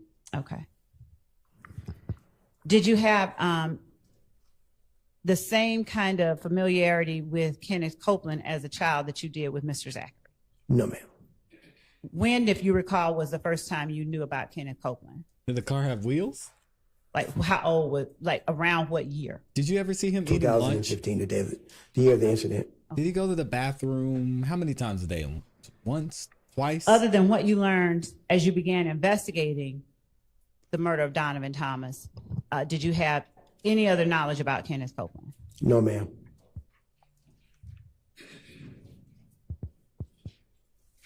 Did you ensure or did you offer to do anything else to, or offer any advice to Kenneth Copeland to help him secure the safety of his family? Did you make any suggestions? I think probably general suggestion of that nature. All right. Man.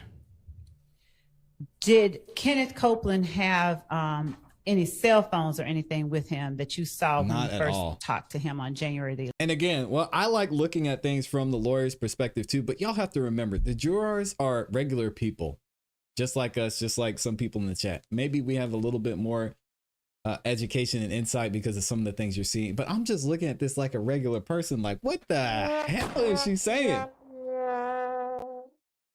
I'm not picking up what you're putting down, Miss Love, as a juror. 11. Good I see him with a cell Lord. phone. Okay. Now, do you remember Mr. Copeland offering you, and let me ask you this, the interview with Kenneth Copeland, it was recorded, right? Yes, ma'am. All right. Now, when was the last time you could remember looking at that interview? Like, did I show it to you today? No, ma'am. Okay. And do you remember everything about that interview? Everything? Not everything in detail. Okay. Like the kind of clothing Kenneth Copeland was wearing. Do you remember that? I couldn't remember. I think it was dark clothing. Okay. It does not, Mr. Hope. Did Kenneth Copeland offer to give you any information that might help you sort of determine that he should not be a target of any retaliatory shootings? Yes. All right. Did you follow up on the information that he gave you? Yes, ma'am. Would you tell the jury the ways that you followed up on whatever Kenneth Copeland told you? Yes. The information I got from Kenneth Copeland, I immediately went to Detective Dennis and Detective Gaither to see if they knew about this information. They knew about it. They gave me details on it. He was able to find that they had already started an investigation themselves into it, I believe. Before. Your Honor, he's not. The very last comment. Well, Your Honor, I would Yeah, I got you, say Sean. that it is offered as a explanation for his investigation and why it is that he took certain steps. So, and also that the jury has heard from these witnesses as well. Go ahead with your next question. Okay. Before you got the information from Mr. Copeland that you went to investigators Dennis and Gaither about, Did you personally know about any of that? Not personally, no. And Sean, I got you. Sean says, ClassE, she talked about 2 shootings, nuts first, then Woody's. And if you hear that, it sounds like retaliation, which goes back to a previous chilling courtroom moment between Max and Woody. Yeah, but as a prosecutor, why would she be trying to paint that picture? Is she trying to say that Woody, so she's still running on the fact that Woody was a part of YSL? I don't know, Sean. Let me ask you, do you think the jury believes Woody was YSL? I know they probably don't believe anything that he said in general, but you believe he was YSL? I don't know. Had you we got to hear had it from him. any involvement with any persons that you knew called themselves YSL in any capacity? No, ma'am. Had you had any, did you have any knowledge about what YSL was before you talked to Kenneth Copeland? I got you, Say that Monica. question again, ma'am. Did you know about YSL at all Exactly. before Sean. January 10th, 2015? Exactly. Overruled. That's what I'm saying. Yes. She's Now, on the defense's team was right your the knowledge that you had of YSL, was it gained from your investigation, your time with it as a detective, or something else? My time as a detective and my time of working in the school system. Now, when you say your time working in the school system, about what year would you say you first heard about YSL? I'm going to say probably about maybe 2012, 2013. Okay. That's about the first year that you heard of it? Yes. Okay. And did you conduct any investigations yourself into any group called YSL during that time? No, ma'am. Did you speak with, without saying what they said, did you speak with any students about a group called YSL? Yes, ma'am. Do you know how many students you talked to? Probably a total of 8 students. How many? 8 students. I see you. And were you on school property, or was it outside school, at the house, or some other place? School property. Okay. Were there any particular incidents that led to your speaking to these students about YSL? Just I heard the name constantly coming up. And was it you asking particular students, or particular students just coming up to you? Just asking certain students I was very aware of and had a trust relationship with. That you had a trust relationship with? Yes, ma'am. Now, was Quindarius Zachary one of the people you talked to about YSL or not? No, ma'am. Okay. She Do said, you or remember the not. names of the students that you talked to about YSL? No, ma'am. Okay. This love is too funny. Do you remember the relative ages of the students? Yes, ma'am. About how old? 14. And did you, during the time as a resource officer, did you personally observe any things that were being used to identify people as YSL? No. Okay. Other than the name YSL, when you were a school resource officer, did you have any other information or knowledge about YSL? About the name YSL, I have no other information other than their previous names. What do you mean the previous names? The name went from the Red Cartel to the Rock Crew, which stood for Raised on Cleveland. Then it went over to YSL. All right. Is this information that you learned, how did you learn this information that you just talked about? Talking to the kids and working in the neighborhood. All right. Did you ever speak with grown-ups, the family, the parents of the kids about YSL or these other groups, Red Cartel or Rock Crew, without saying what they said? Yes, I did. All right. Overruled. Yep, she's talking. She's trying to build. Did you ever up to the fact arrest that they're anybody during that time just for being affiliated with Red Cartel, Rock Crew, or YSL? No, ma'am. Okay.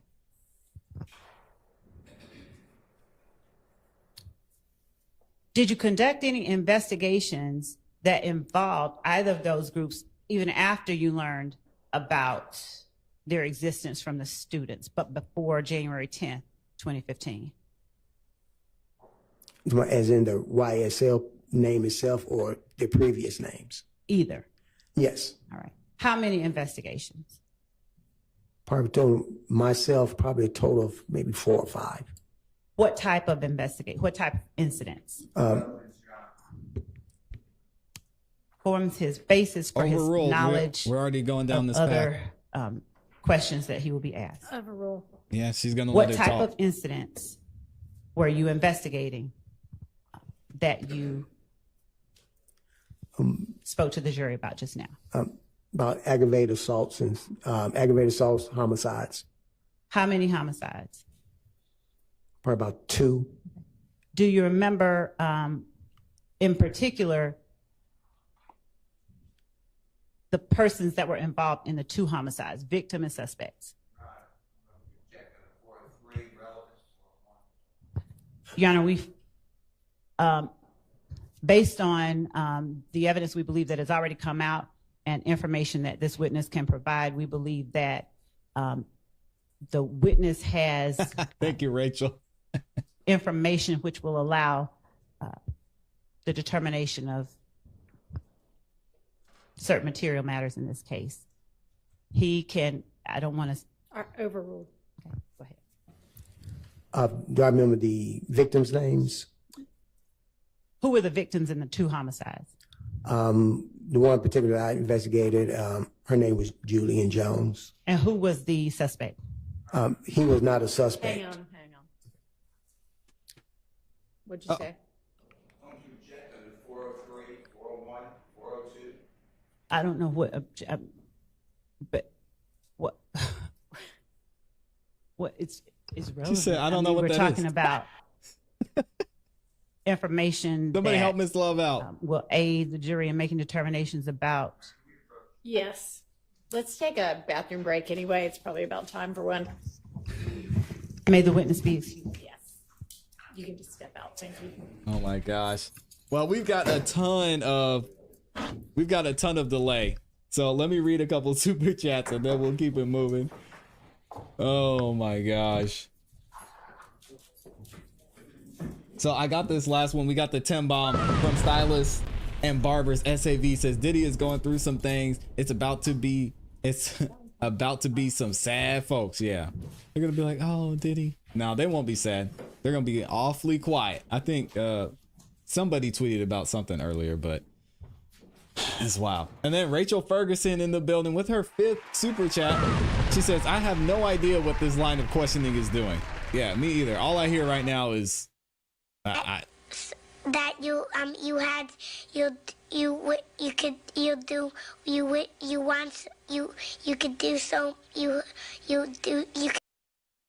Did you ever see him go to the park? What was he doing at the park? Did he talk to other people at the park? Was there a slide there? Did he ever get on the swing? You know, what color was the swing? Was it, oh, it was red? Red for dripping in blood. She said, and this is sympathy payment for listening to this. Oh, thank you. I appreciate it, Rachel. Recorded. So this is a bench conference.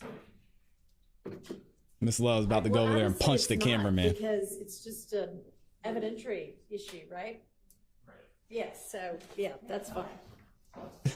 All I hear is Woody versus Nut and then blah, blah, blah, blah, blah. All right. So that was a 414. So are we back then? Oh, so no bathroom break? 403 objection. Are we taking a bathroom break or not? I'll just let it play.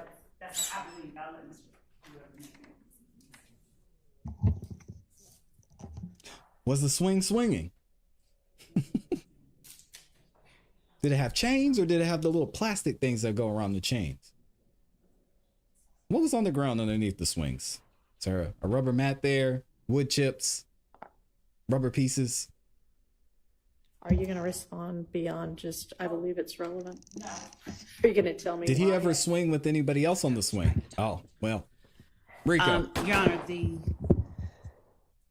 Honor, the homicide, I believe one of the homicides that the witness will talk about is a matter that an earlier witness talked about as it related to Rock Crew. I believe that the one that he is going to talk about is going to deal with Quentin Porter and Javaris Crittenton. I believe that this information corroborates information given by other witnesses and allows the jury to determine the credibility of information that they have heard from other witnesses. It's not bolstering because it's his personal knowledge, but to have information about a subject from two unrelated people who are not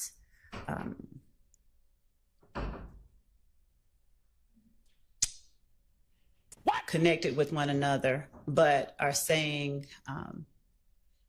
things that are consistent with one another, we believe allows the jury Have to you ever had a dream determine things that are pertinent to this indictment, the existence of the enterprise, some of the you could do so information in the indictment about the you had start of the enterprise, its beginnings, the kind of crimes that have been committed, and some of the people that they've heard other witnesses talk about. So, in as much as I think it was a 401 objection, it's relevant. We're talking about YSL and the beginnings of YSL and the groups from which YSL evolved. The relevant standard is a very low standard, in as much as it's a 402 objection.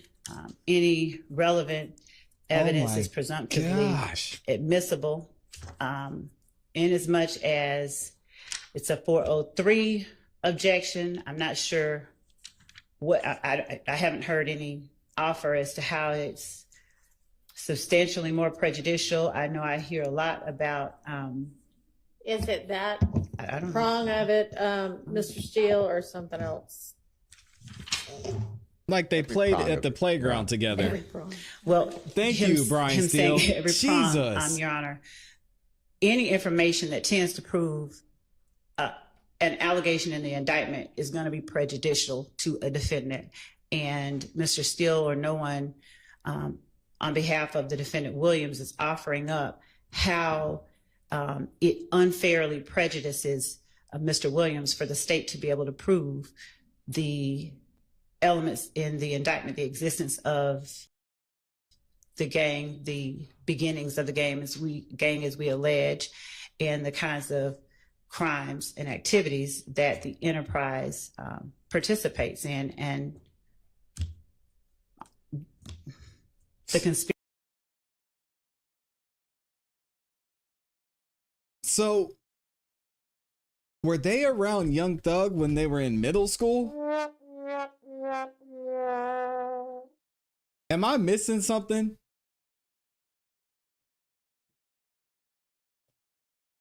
How? Thank you, Les, for the ice cream cone too. I know Amy's over there ready for lunch too. She's dropped the ice cream cone. Thank y'all for the super chats. Oh, I missed a ton of these from Amy. My bad. She's got the banana and the cake in there. Am I missing something? He has it. I don't know how it's unfairly prejudicial in such a way. So the question that you asked was, who was the suspect of the murder? I mean, are you going to establish that he, I mean, just for somebody to be a suspect doesn't establish anything other than they were a suspect. Are you going to establish something beyond that? Not finishing their sentences. The person's involvement. I'm not going to go whole hog into convictions and statements and things like that. I wanted to have the jury know people who were alleged to be involved and people he talked to. And as I said, I believe that even when the jury doesn't know from one witness exactly what a particular person did as it related to an incident, that information is then supplemented by other witnesses' testimony. It corroborates things that they have heard and will continue to hear. What was that noise? What noise? Okay, whose phone? Uh-oh. Whose phone made that noise? Somebody knows whose phone made the noise. Of course she's looking whose at the phone media. made the noise. This is so Okay, whether awkward it's watching. outside a bag or not, phones aren't supposed to be making noise. So if you can't turn the phone off before you come into court, then you're not going to be able to have the phone in court. Understand? Whose ever phone it was? Because that's disruptive, and they all need to be on silent if you are permitted to have one at all because you have a Rule 22. It needs to not make any noise. If it happens again, you won't be permitted to have the phone in here. I get it. I get what's happening with Judge Whitaker now. She's taking all her anger, all her frustration from the prosecution and putting it onto the media. Because she does not have this type of energy for the prosecution. Not even the defense, really. I don't know why she goes so hard at the media. I mean, hell, never mind. I'm gonna let it go. All right, go ahead, Ms. Love. And this is Whose fault was a that? case that Trontavia Stevens, I believe that we've heard a little bit No, about. we There CED for were life. objections, I believe, prior to Your I Honor messed it coming up. on about getting deeper into it. But Trontavia Stevens was a material witness in that case. In fact, had to be arrested on a material witness warrant because of his unwillingness to cooperate in that case. And Okay, I mean, I get, maybe I'm just not following. If Maybe the point of it is that Stevens was a material witness and knew something about it, how does no, that I'm that's tying not it into members, alleged members of YSL and the activities that they participate in and the steps to which they go. The way that they Very operate as sassy. an enterprise, the existence of the enterprise. All right, tell me how whatever you think this witness is going to say is going to do that. It asking a gives the lot. jury the information that this witness is aware of a particular murder that involved Have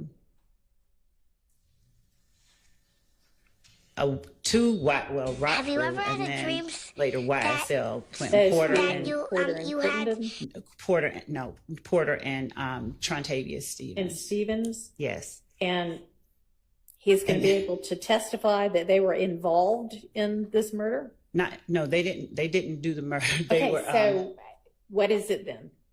Your Honor, their involvement and their association with one another, Great we have question. to prove association between members of YSL. We have to prove the type of enterprise it is. We have to, and the type of activities and the lengths to which they go to protect and preserve it. So, And what is it that this witness is going to say about either of those two people That's not hearsay. Specifically. and the type of activities and the lengths to which they go to protect and preserve it. nurse. So, and what is it that this witness is going to say about either of those two people that's going to show that? Your Honor, the existence of those people and their associations, number one, and it's not always going to be a linear, this person saying this directly proves a fact. It's evidence that is relevant in that it gives the jury information. Don't tell me what it's going to do. Tell me what the evidence is. I mean, I don't know your case as well as you do. So I don't know what it Okay, I'm is sorry. that you think this witness is going to say that's going to show any of that. That Trontavia Stevens was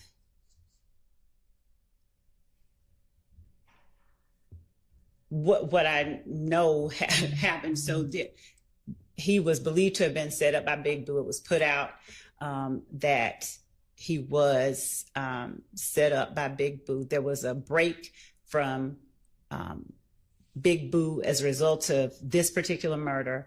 And that offshoot eventually produced YSL. Now, I don't expect that he's going to say all of that, but it's the connections between Porter and Stevens that I believe are. Okay, and how is this witness going to testify to connections between Porter and Stevens?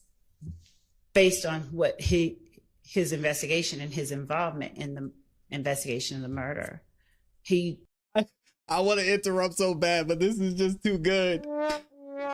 Finally, Judge Whitaker has had enough and is cooking Miss Love again.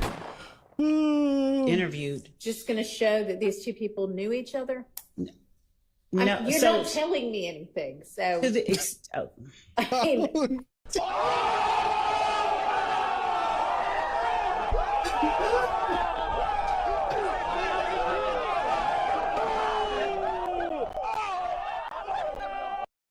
Thank you. Thank you, God.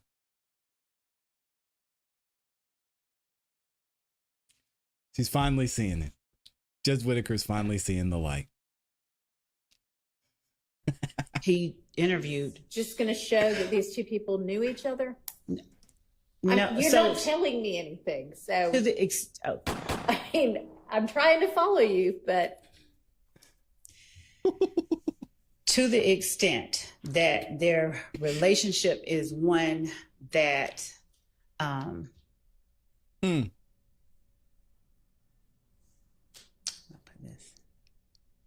She said, how do I put this? Oh my God. has been described This is hard to watch. and will further be discussed. Your Honor, Have you ever had a dream just one second. that you maybe you we'll had, all take a bathroom break, and then you- when you come back, She you'll gave be her a able break. to articulate what it is. So let's all. I can. I'll be Yes, able to better Mr. Shaw. consolidate it. Okay. I'll be back. For the record, This is I'd like to embarrassing. add my objection, Oh which is my with the hearsay gosh. confrontation clause on top of Mr. Steele's objections. Oh. Okay. Have well, y'all ever I, seen this? at this point, have no idea what this detective might testify to. So I don't know. Oh, Maybe wow. we'll everybody who needs to go to the restroom, and then we'll reconvene and try to hash this out. Oh my gosh. No, y'all want to know who Lil Boo is? Lil Boo is, y'all know in the classrooms when you used to have like an anatomy or biology class and they had those skeletons standing up in the corner. That's who Lil Boo is. She doesn't even realize Lil Boo was the nickname that they had for the skeleton the teacher had in the classroom. So she's going to find that out at some point, I guess. This is... I think this might be one of Miss Love's most embarrassing moments, which I guess we have to get a compilation together. But, wow. Judge Whitaker said, I don't know what the you're saying. We're gonna lose some of our delay because Miss Love is still over there loading. Wow. What do y'all think about that exchange? That's crazy. That is crazy. Oh, Kyrese is in here. What's up, Kyrese? I've never seen anything like that before in this trial. And it may be that. Dang. And it may be that She's choking on her word salad. Short subjection, I withdraw the question, but I'll just tell the court briefly. So Mr. Stevens was believed by Mr. Crittenton to have robbed him, stolen some of his jewelry. As a result, it is believed that Mr. Porter alerted Mr. Crittenton as to Mr. Stevens' whereabouts. And Mr. Stevens was Mr. Crittenton's intended target. There has been testimony and will likely be a little bit more testimony about the impetus of the transition from one group to the other. Detective Thorp, because of his relationship with kids who were, I'll say, rock crew adjacent associates, he was able to, because of his relationship with them, they willingly offered him information that he was able to then go and get to assist to help him solve that crime. So that's as specific as that inquiry gets. And so But yeah, given the hearsay and confrontation clause objections that have just been voiced, Yeah, I can, what I'll do with the court's permission, if it's okay, if it's an okay question. How much time does she need to figure out why she was asking this question? She needed 15 minutes to figure out why she was asking the question. What? Anybody who's in here defending Miss Love, I know some of her family and friends are watching. Y'all gonna text her after this. That was what Garbage. I was going to pull out. Whatever the court's ruling is. well, it seems like the only way Absolute he garbage. would know that is through his investigation, and given that it was an investigation that would be testimonial and they're not, he's not talking about what they said. He's just saying that they were able to. he's going to be saying, I learned XYZ. Well, how did you learn it? Well, somebody told me. Right. So it's still hearsay, So even if you rephrase The most hearsaying is hearsay that's ever hearsay. All right. You hear what I say? appreciate the fact that the state's withdrawing this line of inquiry. However, I would just like to say, moving forward, this is an example. Oh. This alleged crime, or I mean, it was adjudicated in court from 2011, I believe, is not on the indictment. There was no 404B notice. There was no 418 notice. There was no discussion of this as an intrinsic act. So, you know, I just don't think that we should just be bringing up wholly unrelated murders just willy-nilly without at least noticing the other side of our plans to do so. That seems reasonable. Your Honor, as it relates to the information that I elicited from the witnesses, it's nothing that hasn't been, number one, it's not 404B because I'm not saying that any one of the defendants committed this act. In fact, it was alleged that Trontavia Stevens was the intended target. So in as much as the questions that I ask may involve incidents that YSL members were involved in, number one, it's going to be things that have been provided in discovery. But number two, just because it's another act or overt act, and I think that my brief to the court sort of addressed this, but it's relevant information and evidence of the existence and the nature of the enterprise that they claim is a rap group. So every time that we present evidence of something that proves the existence of the enterprise and the nature of the enterprise, there has been and will be the objection that it's 403, it's too prejudicial. But the point is that great point, Danielle. The point is that the information that I'm soliciting from the witnesses are intended to prove up elements of count one in this indictment.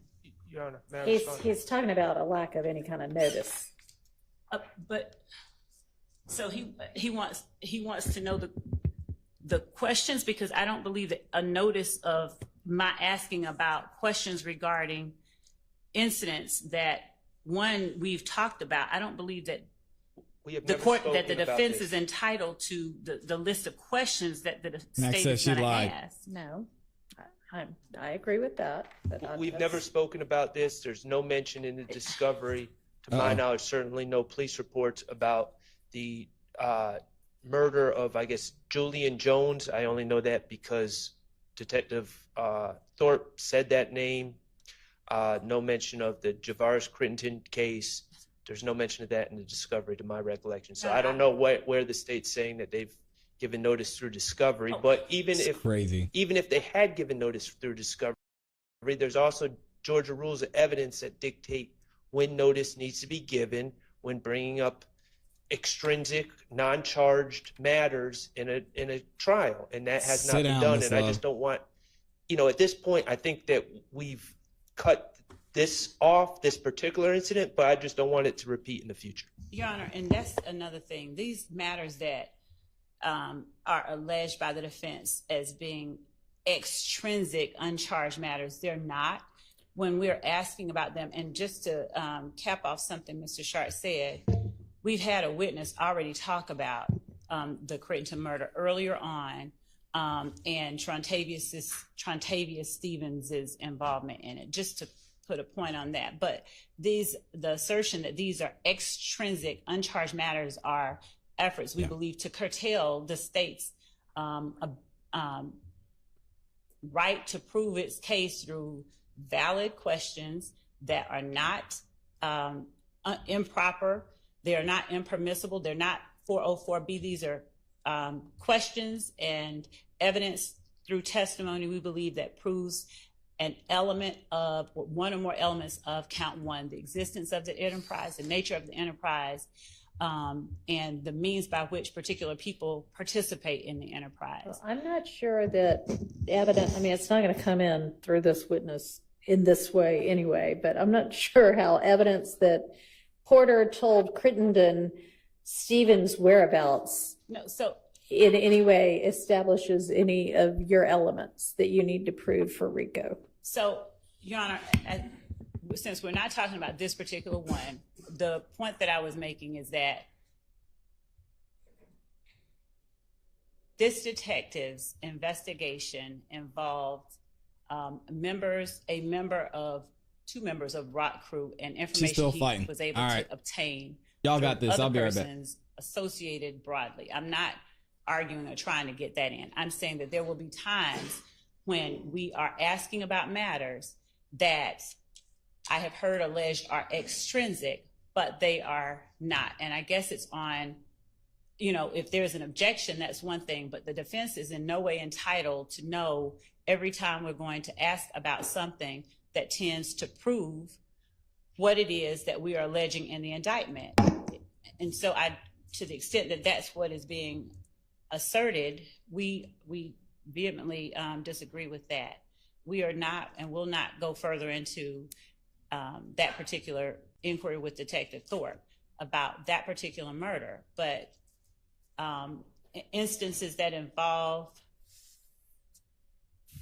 actions and YSL members that witnesses have personal knowledge of are relevant to show the existence and nature of the enterprise and other material elements. I guess we'll just have to see as the evidence plays out. All right, let's get the witness and the jury back in.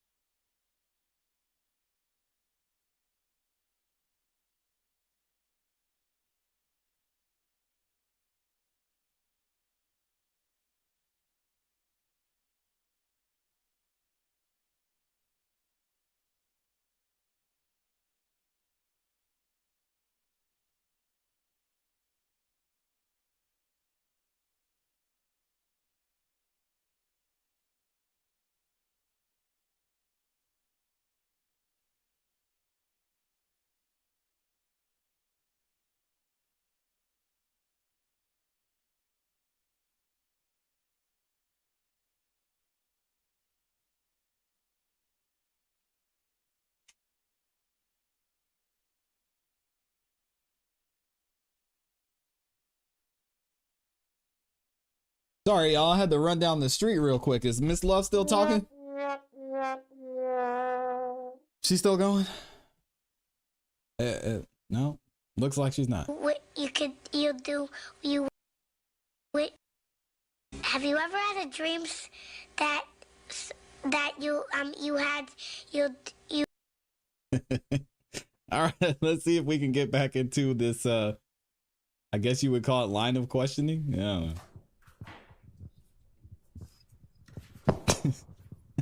Lauren said, you went all the way down the street. Yeah, I took about a 2-hour nap. Is she still going? The investigation into the murder of Donovan Thomas the most exposure or most extensive investigation you've done that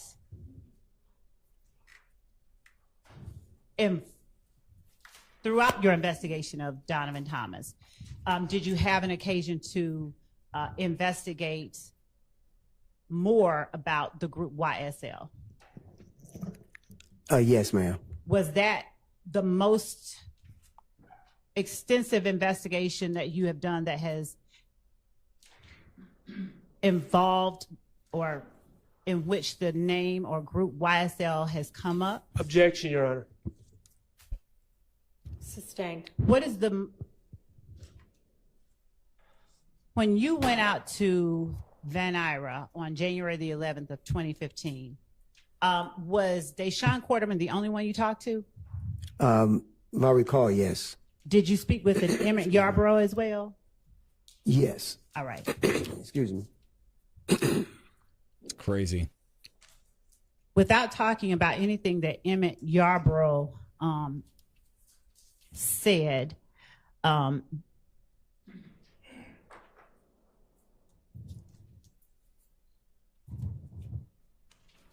were there concerns addressed regarding the Donovan Thomas murder? I believe so.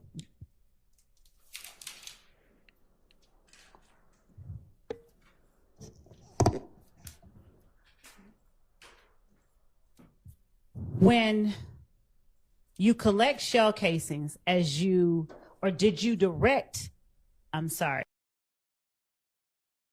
when you are on scene as lead detective, do you or other homicide detectives working sort of in tandem with you, do you all direct the collection of those shell casings? Yes, ma'am. And what do you do with them once you collect them? Yes, ma'am. They're photographed and they're placarded, so we know exactly what shell casing belonged to what group. And at the time, our crime scene investigations unit, they collect the shell casings, and at that time, we turn them in directly to the GBI, firearms.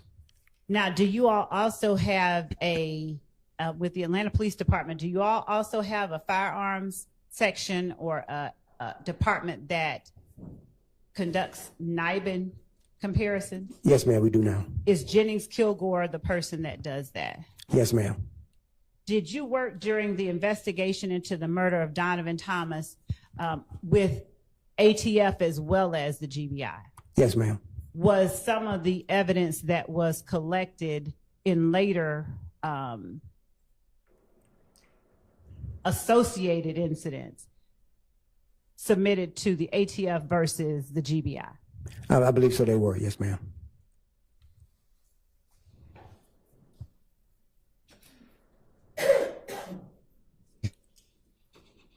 $20, $30? Oh no, I hope not. Did you collect the firearm, or did you interact with the person that you saw going into the barber shop with the assault rifle? Yes. Right. Did you collect that firearm? Yes, I did. Which barber shop though? At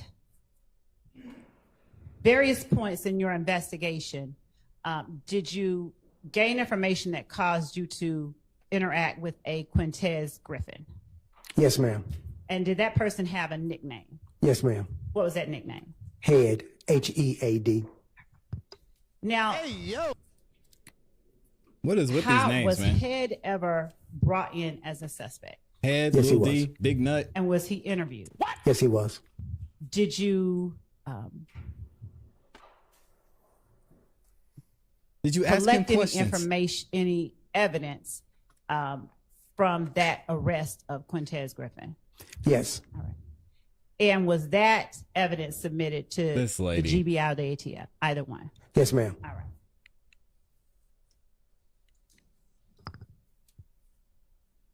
Throughout the month of January and into February, were you personally aware of other incidents that you then looked into as connected with the murder of Donovan Thomas? Not myself in particular, but I was getting information from the gangs unit. All right. And when you were given information from the gangs unit, what, if anything, did you do to aid in your investigation into the murder of Donovan Thomas? At that time, we did a collaboration. Anything that they needed done, like search warrants or anything pertaining to that nature, or oral production for inmate to do an interview with, I would conduct that for them. And when you would do things like an order of production to produce an inmate, is there a record that you're taking someone out of custody to APD, for instance? Yes, ma'am. All right. And did you keep records of each inmate that you did that with? Yes, ma'am. Now, when you talked about Spencer Wright, how did you learn about Spencer Wright? Okay. Let me phrase that better. Did Spencer Wright reach out to you, or did you reach out to Spencer Wright? Sorry, y'all. Neither. Did he reach out to a member of the Atlanta Police Department? Yes, he did. And when he reached out to a member of the Atlanta Police Department, did that member of Atlanta Police Department reach out to you? Yes, they. Overruled. Yes, they did. At the time that you spoke with Spencer Wright, was that the name that you thought was his name? No, Spencer Wright was his real name. Right. Yes. Was that the name that you were first advised No, when ma'am. to talk to you? No, ma'am. Do you remember the name? I think it was Robinson, I believe it. Nicholas Robinson? Nicholas Robinson he used. How did you learn, or from whom did you learn that his name was Spencer Wright? Detective Gaither of the Gangs Unit. All right.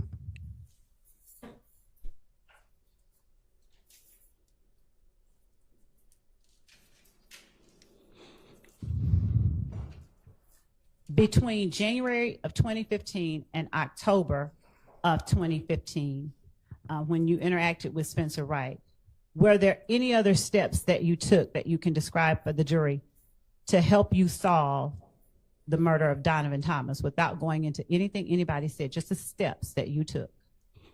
Yes, I will work and correlate information along with the gang unit, possibly develop suspects based on their investigation. Okay. Do you know how many incidents between January of 2015 and October of 2015 you looked into to aid in your investigation of the murder of Donovan Thomas? Yes, ma'am. How many? It was over 40. Dang. Were all of these incidents the same type? What type of incidents were they? Retaliation shootings.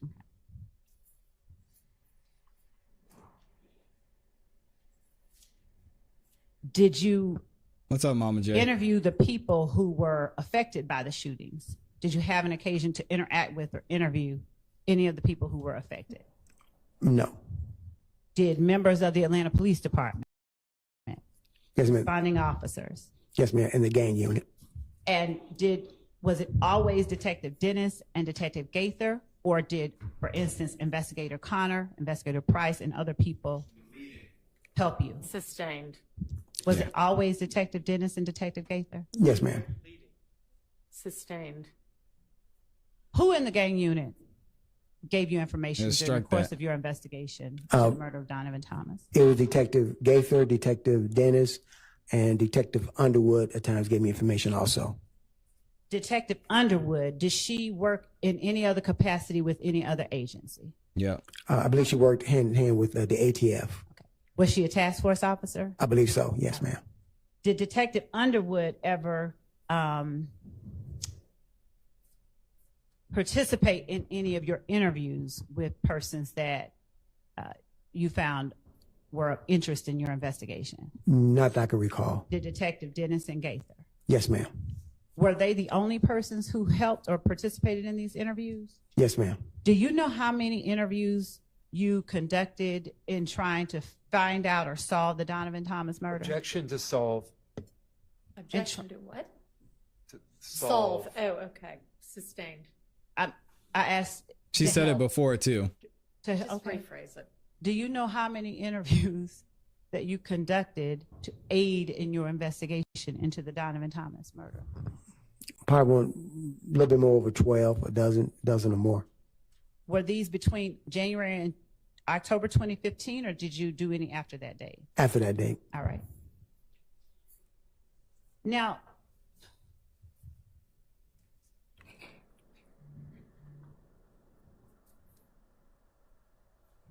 at some point do you try to locate or determine what vehicle that is that you saw, that grayish vehicle that you saw in the surveillance? Yes, ma'am. What steps do you take to identify that vehicle? It was one based on a description given by one of the victims. I started sending around other officers or detectives in the Atlanta Police Department who are very familiar with vehicles. And without talking about what anyone says, unless I specifically ask you, beyond seeking information from other people, did you take any other steps to identify that vehicle? No, ma'am. That's about it. At what point did you learn of did you ever learn of a specific make and model vehicle that you were interested in that investigation of Donovan Thomas's murder? Yes, ma'am. What was the specific make and model of the vehicle you were interested in? I believe it was an Infiniti Q35. Okay. And do you know what it was. if Come on the now. Infiniti Q35 preceded any other model? No, not to my knowledge. Okay. Now, when you became interested in the Infiniti Q35, did you do anything to determine who had or whose vehicle it may have been? Yes, ma'am. Right.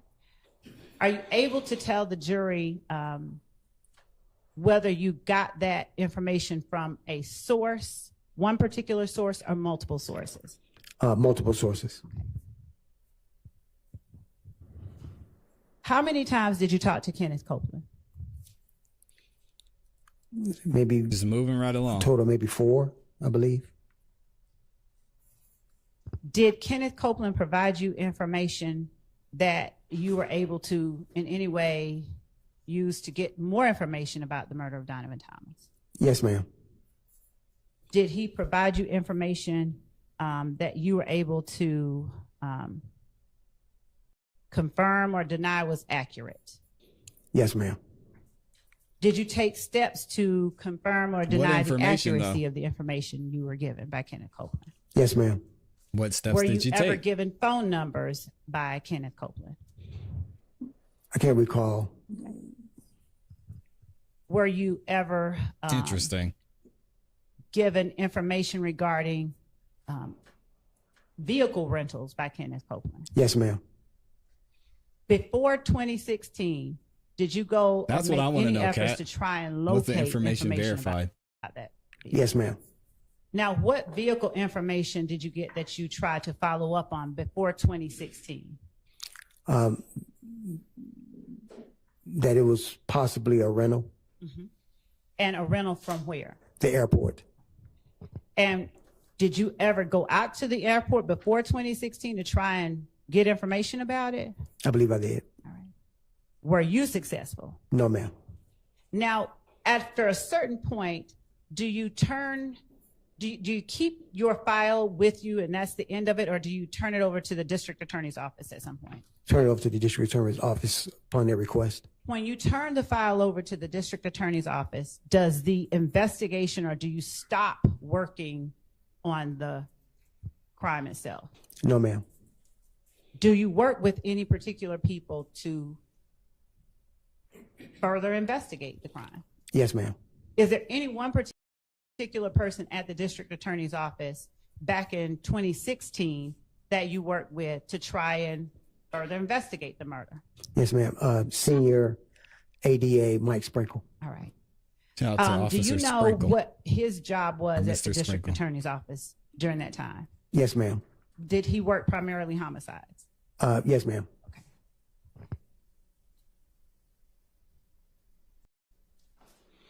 Did you participate in any interviews with Senior CVT ADA Mike Sprinkle transmission back is in trash. 2016? Yes, ma'am. Yeah, I remember Based Honda on- put those in were some you of able theirs. to get It's information not fun. from Senior ADA Mike Sprinkle that you didn't have before 2016? Yes, ma'am. All right. They put Did the you CVT make in any the effort to Honda follow up CRV. on that information? I just, because I worked with him, he was doing the follow-ups and let me know. Okay. So I became his assistant. All right. During 2015 and 2016, were you familiar with social media? Yes, ma'am, somewhat. When you say somewhat, did you ever utilize social media inquiries to help you in your investigations? No, ma'am. I don't like the CVT. Did you ever gain assistance from others with social media to help you assist in your investigations? Yes, ma'am. And for the I see Donovan you, Joe. Thomas murder, do you recall who it was, if anyone, that gave you social media assistance? I believe it was Detective Gaither and Senior ADA Mike Sprinkle. And how is it that Detective Gaither assisted you with social media? She would tell me about different media posts, Okay. what is being spread around on Instagram, media posts, social media, period, about this incident. Would she capture any of those posts and provide them to you? Yes, ma'am, but she'll tell me that she's looking into this to verify. What about Senior ADA Sprinkle? Did he look into social media information to help you in your investigation? Yes, he did. Did he provide you with social media accounts and posts that aided you in your investigation? Yes, ma'am. Officer Sprinkle. Jeez.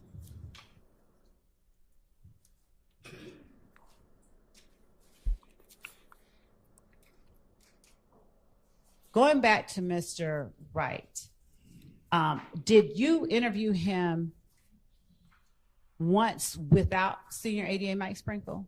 Yes, ma'am. Did you interview him again with Senior ADA Mike Sprinkle? Yes, ma'am. I think that's the dude that was yelling. It's really super loud. What about Quindarius Zachary? Did you ever conduct any interviews of Quindarius Zachary, not getting into anything he said? Yes, ma'am. Do you know how many you conducted? Maybe about 2 or 3. Okay. Did you take any steps to compare information you got in one interview with information you may have gotten in another interview? Yes, ma'am. Did you in any way use those comparisons to sort of either dispel information as untrue or corroborate information? Yes, ma'am.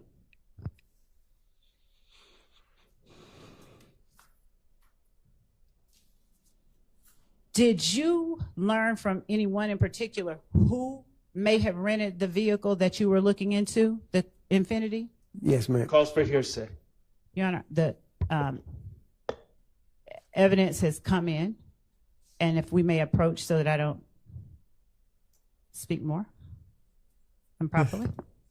Judge Whitaker's like, get your ass up here. I have a feeling she's about to go to lunch. This is crazy. Yeah, I think so. Let's see what she says. Okay, so they approached and then here we go. We'll get back into it. Yeah, what happened to Seth Brown? Can we get the bring back Seth Brown started? Do y'all want Mr. Brown back from yesterday? Or y'all just sick of all of them?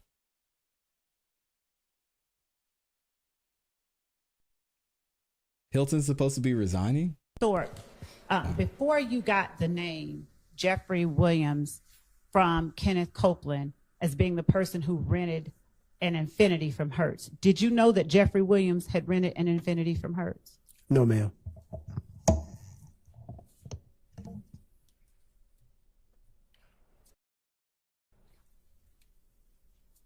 Were you present when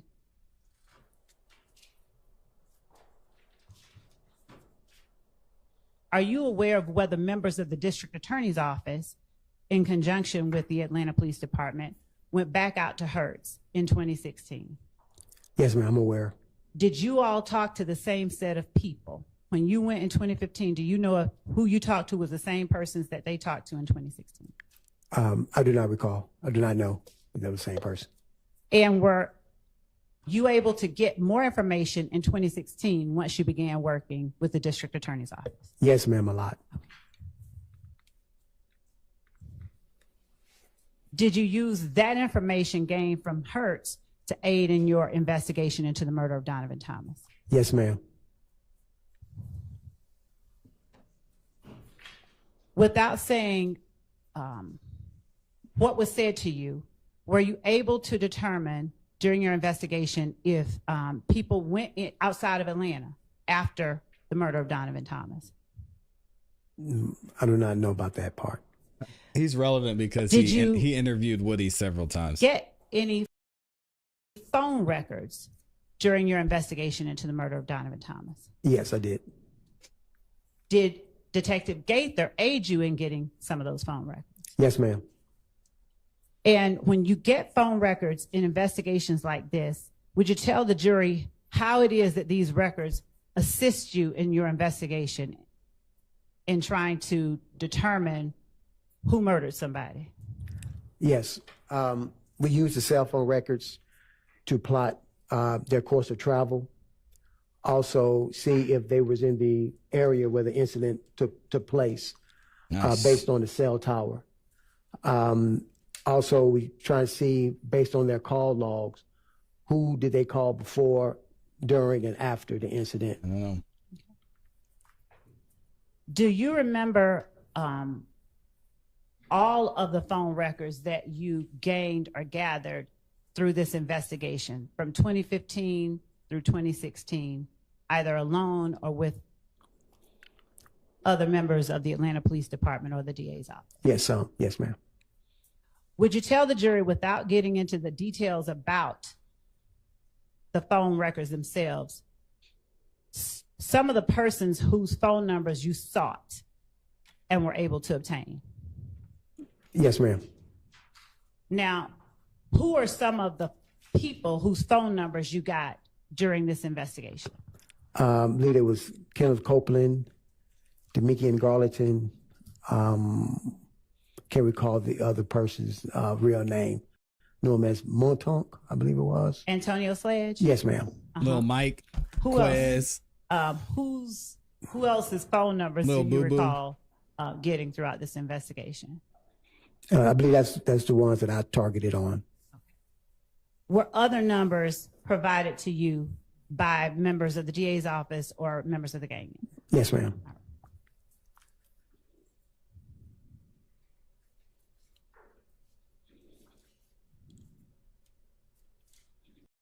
When you met with the people that you interviewed, did you show them the surveillance footage and attempt to get information about this footage from the people you interviewed? No, ma'am. Okay. Why not? I did not, because I didn't want it to affect how they described the incident to me. Okay. Now,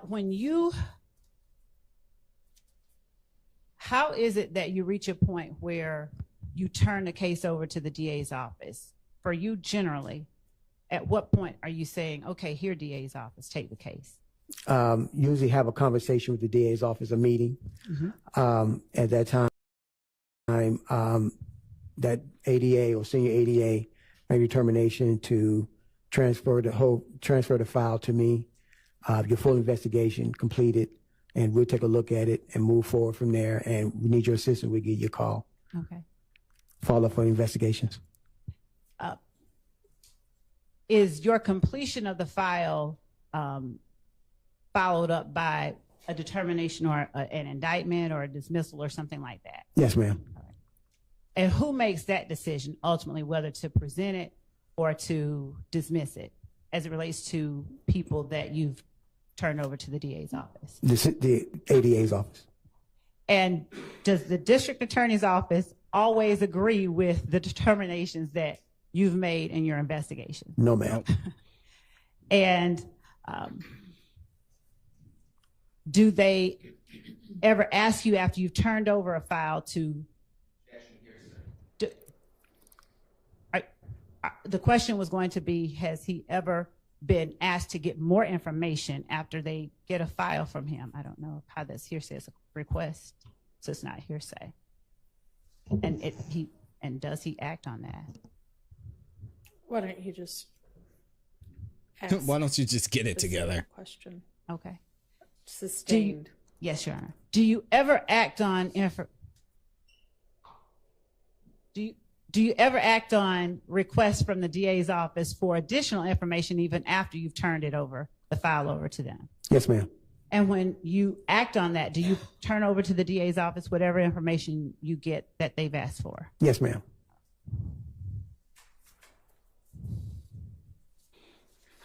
Somebody in there breathing hard, man. Give them a break.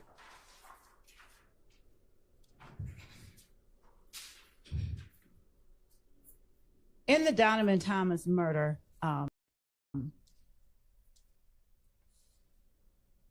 do you know whether the shell casings from those scenes you described were compared to see if there were any Nibin matches? Yes, ma'am. Was that done at your request, the gang units, or someone else's? My request.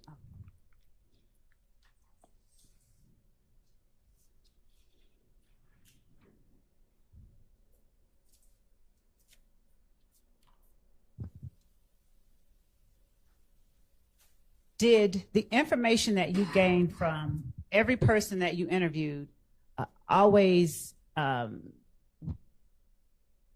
out as true?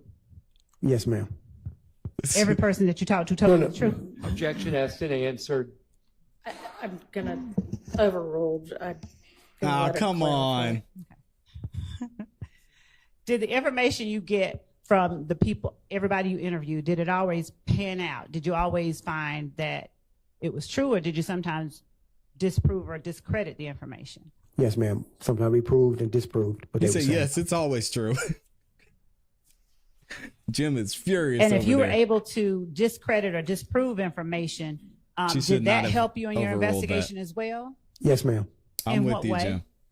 Jim. We know if we hit in a wall or we found a good door to go through to further investigation, find more information. Okay.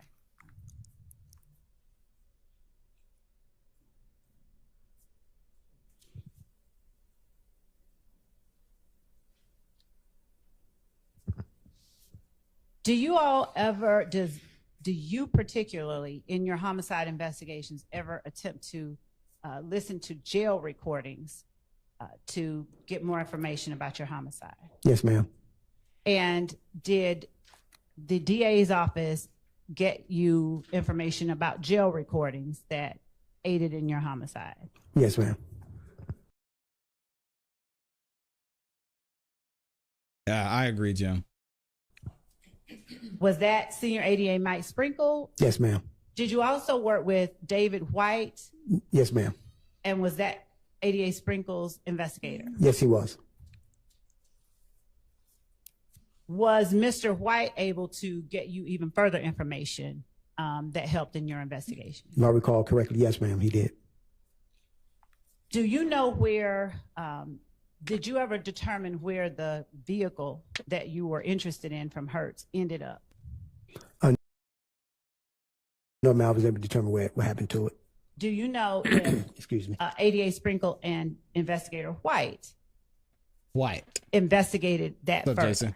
Yes, ma'am. Objection on calls for hearsay. Sustained.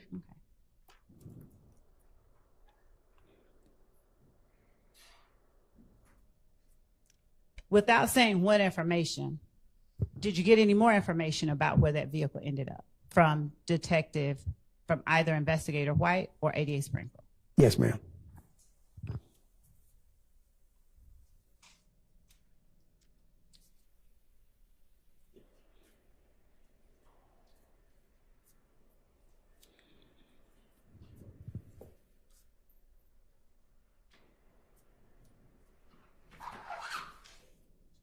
When you got phone numbers to look into, were some of those numbers given to you during the interviews of the persons who, for instance, if you're interviewing me, I offer you my number. Does that happen sometimes? Yes, ma'am. Did that happen sometimes in this case? Yes, ma'am.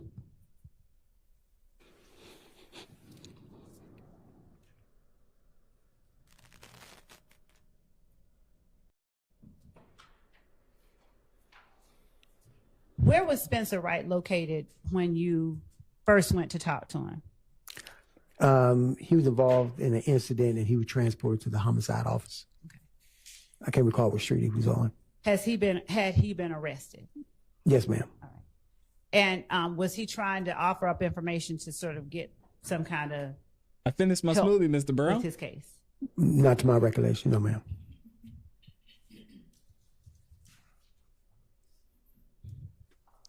When you get information, do you ever get information from people who've been arrested that want sort of quid pro quo? Yes, ma'am. And what do you discard that information, or do you try to follow up on it, or something different? I try to follow up on it. Why do you follow up on information when they're offering it in exchange for help? Because that's part of the investigation process. You got to figure out if they're telling the truth. Information they deeming is correct and can help you with further your investigation.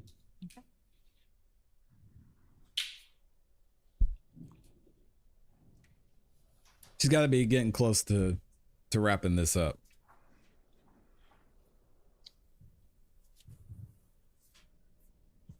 Were you able to get information about persons you did not previously find of interest after you began working with ADA Sprinkle? Yes, ma'am.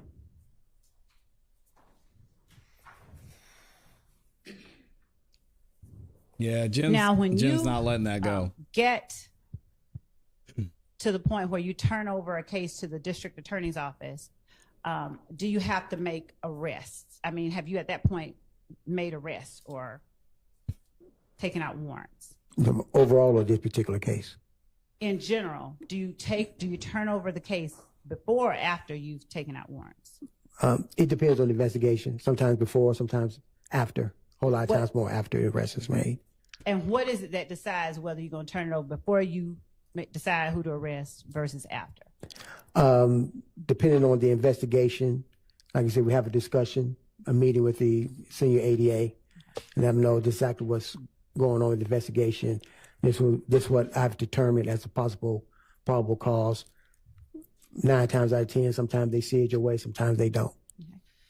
And if you've made an arrest, do you have to go into court and testify after, not before trial, but before a judge to make any determination about whether or not? Objection, Your Honor. Relevance. Sustained.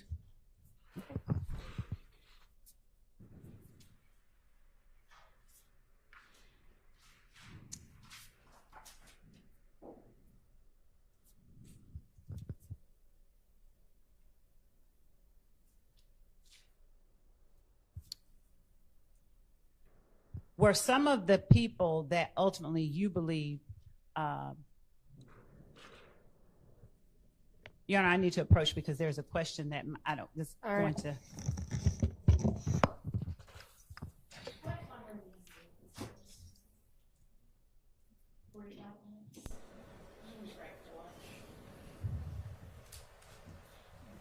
All right, so we're going to take our lunch break now. Yeah, let's be back at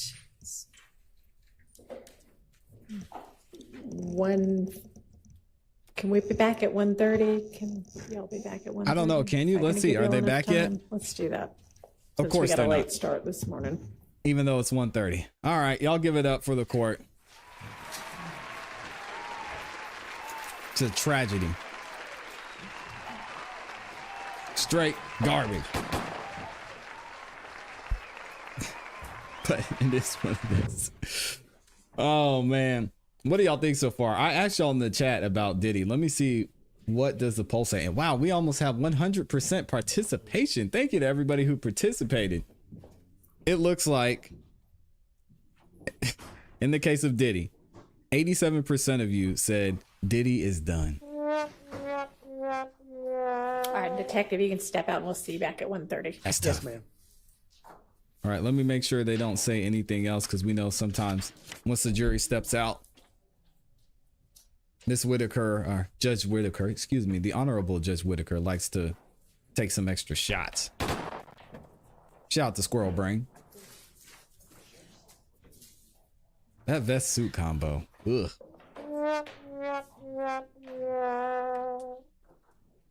It's tough. Yes, ma'am. Here we go.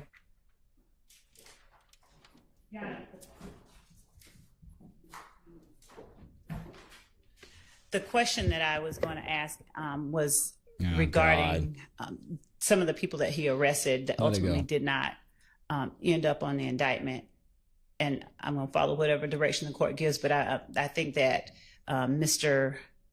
Sledge was a person that he arrested that probable cause was not found for, and the state did not include as one of the persons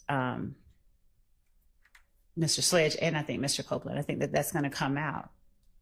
And that we not only did we not proceed on that, but probable cause was not found for Mr. Sledge. So that was not an appropriate question. Okay. Look at Diddy. Anything else before we break for lunch? Diddy, you have other things you got to worry about. Nothing. And Your Honor, just to get clarity, the court does, the appropriateness comes with the probable cause and the preliminary hearing, not with whether or not he took out warrants for them, right? Right. Okay. Your Honor, to be exact, the state began to ask the question. They said, are there any defendants or whatever the noun was that you believed? That's inappropriate. Well, that's irrelevant. And if they want to be precise, they need to say that you took warrants out for, not you believed. Judge,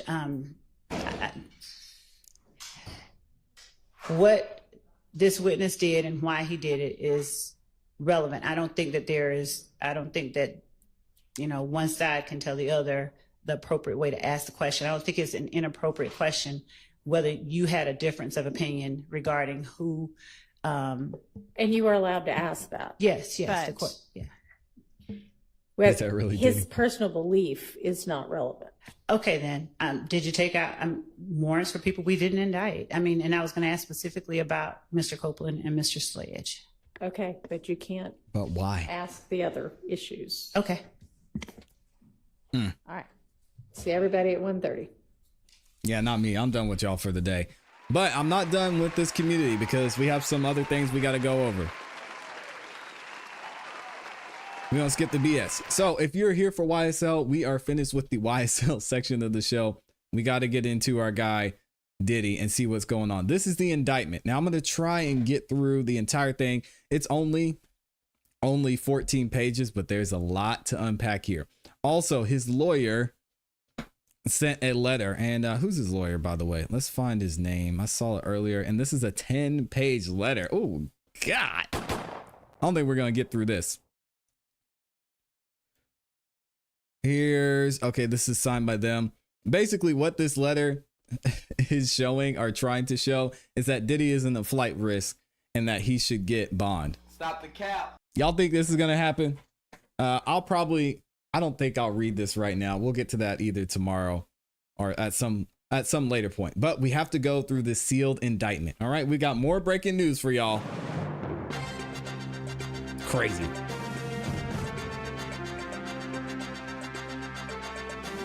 And shout out to Diddy. He's in the chat. Diddy says, I did not do it. Stop the cap.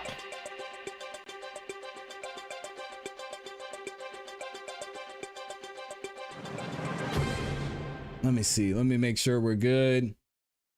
All right, y'all get ready for this. Let me make sure everyone's in here. If y'all could, make sure you do me a favor. We've got over 600 people in here. If y'all could like the video, I would appreciate it. Let's get into this. So we now officially have the sealed indictment for Sean Diddy Combs. And as you see here, AKA Puff Daddy, AKA P Diddy, AKA Diddy, AKA PD, AKA Love, Brother Love.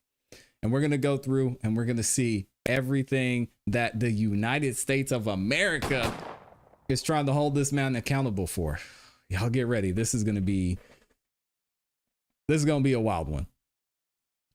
The grand jury charges. Overview. For decades, Sean Combs, y'all know his name, the defendant abused, threatened, and coerced women and others around him to fulfill his sexual desires, protect his reputation, and conceal his conduct.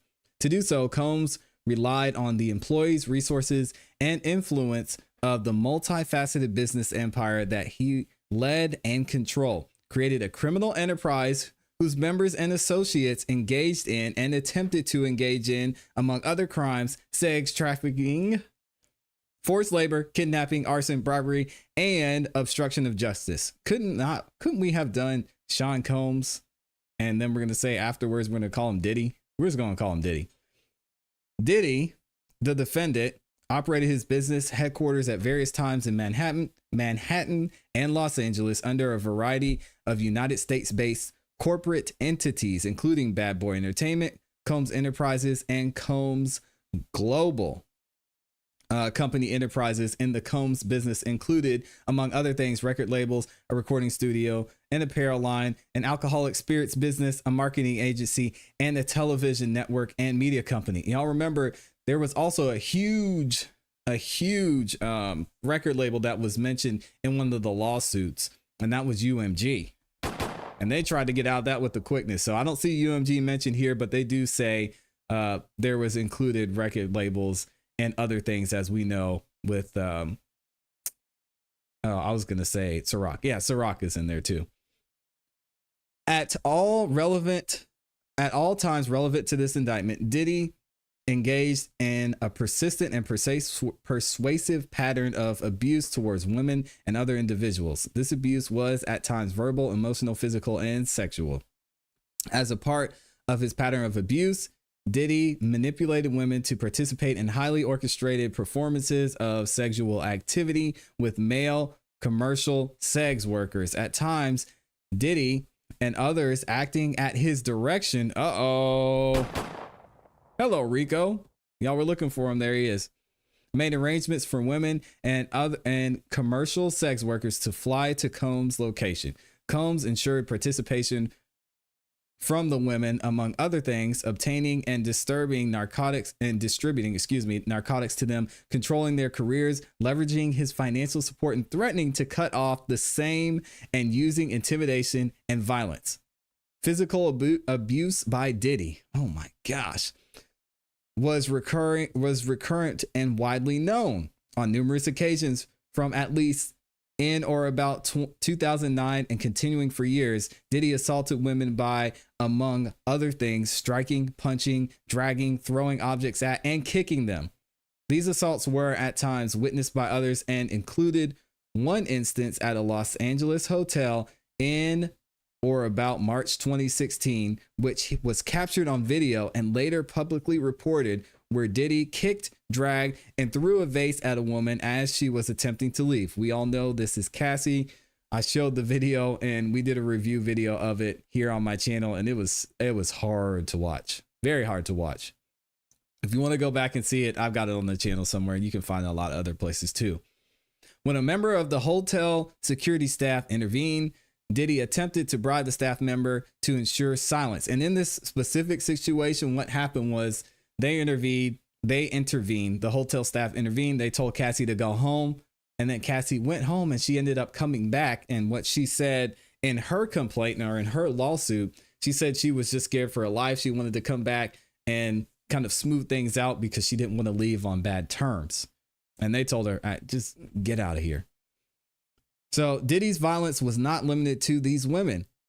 It extended to his employees, witnesses to his abuse, and others. Diddy used the Combs business, including certain employees, to carry out, facilitate, and cover up his abuse and commercial segs.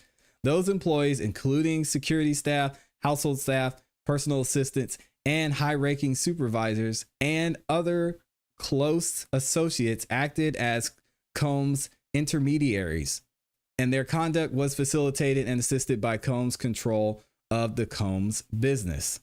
The Combs enterprise. Here we go. From at least or about 2008 through on or about the date of the filing of this indictment, Diddy and others known and unknown were members and associates of a criminal organization, the Combs Enterprise, or the Enterprise, they're going to call it moving forward. Members and associates of the Combs Enterprise engaged in and attempted to engage in, among other activities, sex trafficking, forced labor, interstate transportation for purposes of prostitution, coercion, and enticement to engage in prostitution, narcotics offenses, kidnapping, arson, bribery, and obstruction of justice. This is where the RICO comes in. Whew. Can't wait to see who's mentioned in this one. The Combs enterprise included its leadership, its members, and its associates constituted an enterprise as defined by Title 18 United States Code Section 1964. That is a group of individuals associated, in fact, although not a legal entity. The Combs enterprise consisted of Diddy, entities within Combs business, including but not limited to Bad Boy Entertainment, Combs Enterprises, and Combs Global, individuals employed by and associated with the Combs business, and others known and unknown. So we're going to have some plea deals signed pretty quick, I can imagine. The Combs Enterprise constituted an ongoing organization whose members functioned as a continuing unit for a common purpose of achieving the objectives of the Combs Enterprise. The Combs Enterprise was engaged in and its activities affected interstate and foreign commerce. The Combs Enterprise operated in the Southern District of New York and elsewhere. At all times relevant to this indictment, Diddy was the leader of the Combs Enterprise. Diddy and others known and unknown participated in unlawful and other activities related to the conduct of the Combs Enterprise affairs. These individuals included certain Combs business employees, such as member of Combs security staff, household staff, personal assistants, and high-ranking supervisors, as well as other close associates of Combs. Purposes of Combs Enterprise. The purposes of Combs Enterprise include the following: operating a global business in the media, entertainment, and lifestyle industries, including, among other things, record labels, a recording studio, an apparel line, an alcoholic spirits business, a marketing agency, and a television network and media company. Preserving, protecting, promoting, and enhancing the power, reputation, and brand of Diddy as a musician, entrepreneur, and figure in the entertainment industry. Enriching members and associates of the enterprise, including the leader, Diddy, and in particular those who demonstrated loyalty to Diddy and willingness to conceal his crimes. Preserving, protecting, and promoting and enhancing the power of the Combs Enterprise, including the power of its leader, Combs, through violence, use of firearms, threats of violence, coercion, and verbal, emotional, physical, and sexual abuse.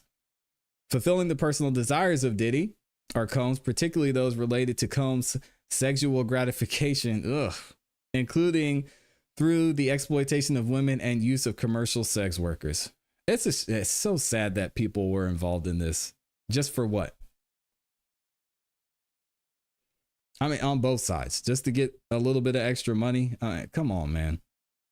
Enabling Combs and other members and associates of Combs Enterprise to engage in unlawful acts, including sexual violence, sexual trafficking, forced labor, interstate transportation for purposes of prostitution, coercion, and enticement to engage in prostitution, narcotics, distribution, and other crimes, and concealing the commission of such acts.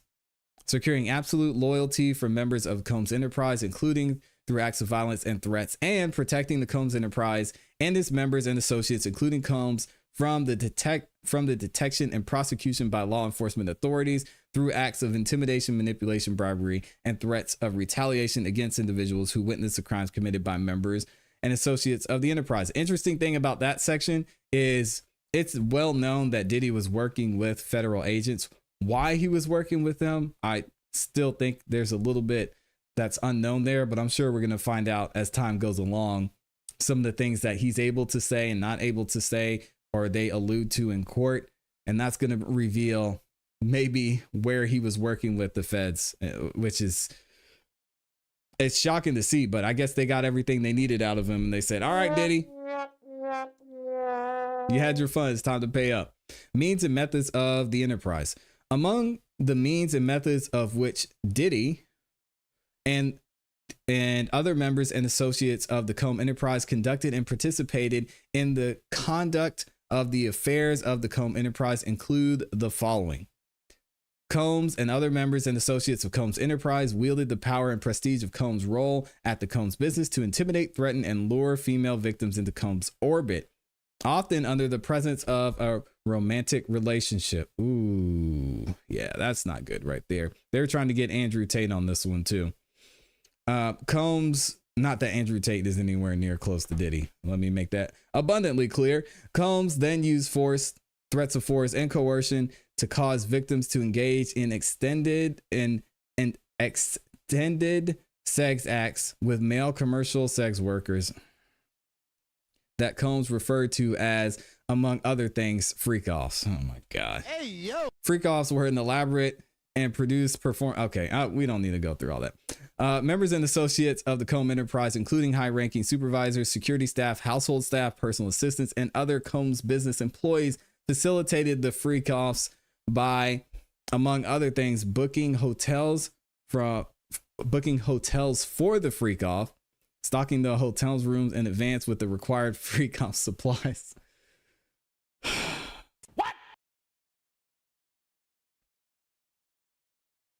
Including controlled substances, baby oil, lubricants, extra linens, and lighting, cleaning the hotel rooms after the freak-offs, trying to mitigate room damage,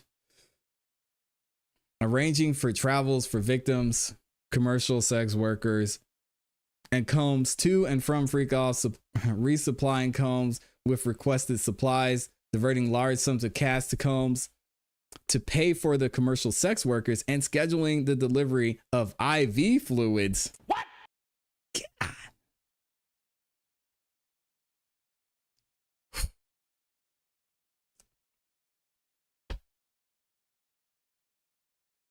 In or about March 2024, during the search of Combs' residence in Miami, Florida, and Los Angeles, California, law enforcement seized various freak-off supplies, including narcotics and more than 1,000 bottles of baby oil and lubricant. What did he say?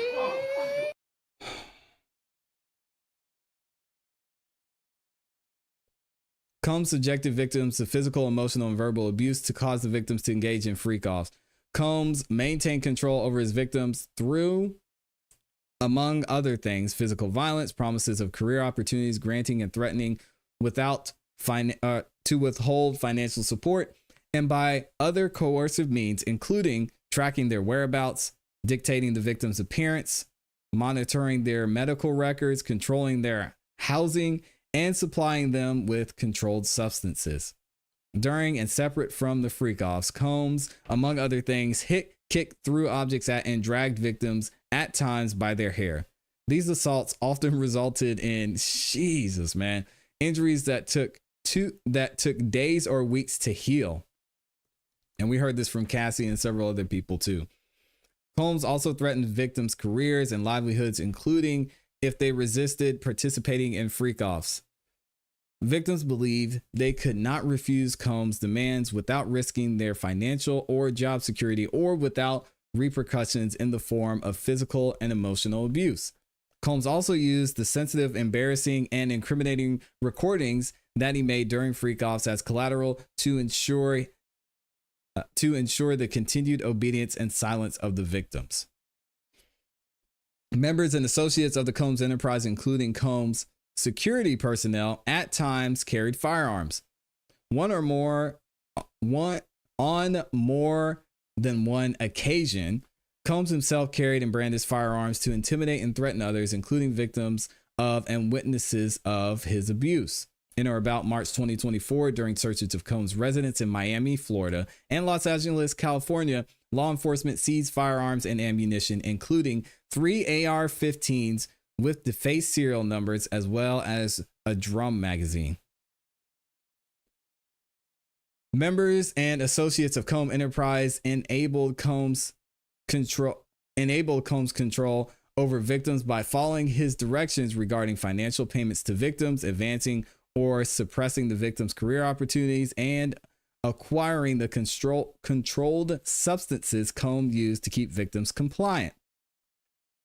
Members and associates of Combs Enterprise at times witnessed Combs' violence toward the victims or the victims' injuries caused by Combs without intervening. Instead, members and associates of the Combs Enterprise helped conceal the violence and, by abuse, among other things, assisting Combs in the monitoring and preventing victims from leaving locations such as hotels or Combs' residences. The occasions included instances in which a victim was required to remain in hiding, sometimes for several days at a time, to recover from injuries Combs had inflicted, without being publicly observed members and associates of Combs Enterprise also assisted Combs in locating and contacting victims who attempted to flee his abuse. Yeah, you can't be holding people hostage like that, man. John P said we beat TMZ. Yeah, here we go. That's what I'm talking about. I saw a super chat over here I wanted to read too to take a break. MH Cassidy said, is UMG a gang? We won't go there. I'm scared of UMG, so I try not to speak on them. But yeah. When employees witnesses to his abuse and others threatened by Combs' authority or reputation, Combs and members and associates of the enterprise engaged in acts of violence, threats of financial and reputational harm, and verbal abuse. The acts of violence included kidnapping and arson. It's a big no-no. In addition to on multiple occasions, Combs threw both objects and people, as well as hit, dragged, choked, and shoved others. We saw this in just one video from Cassie. Let me see here. I got you. When Combs' authority or reputation was threatened by the possibility of negative publicity or legal or law enforcement action against him, including in or about late 2023, following public allegations of Combs' crimes, Combs and member and associates of the enterprise pressured witnesses and victims, including through attempted bribery, to stay silent and not report what they experienced or knew to law enforcement. On phone calls, Combs and other members and associates of the enterprise, among other things, provided these victims and witnesses with a false narrative of events in an effort to conceal Combs' crimes. Combs caused these calls to be recorded on at least 2 occasions. Okay, here's the racketeering conspiracy. Here we're getting into RICO territory. Yeah, let me see. I know Amy said that there's something going on with Diddy's bail. Okay, hold on. We're going to look at that in a second. Let me see if I can find it.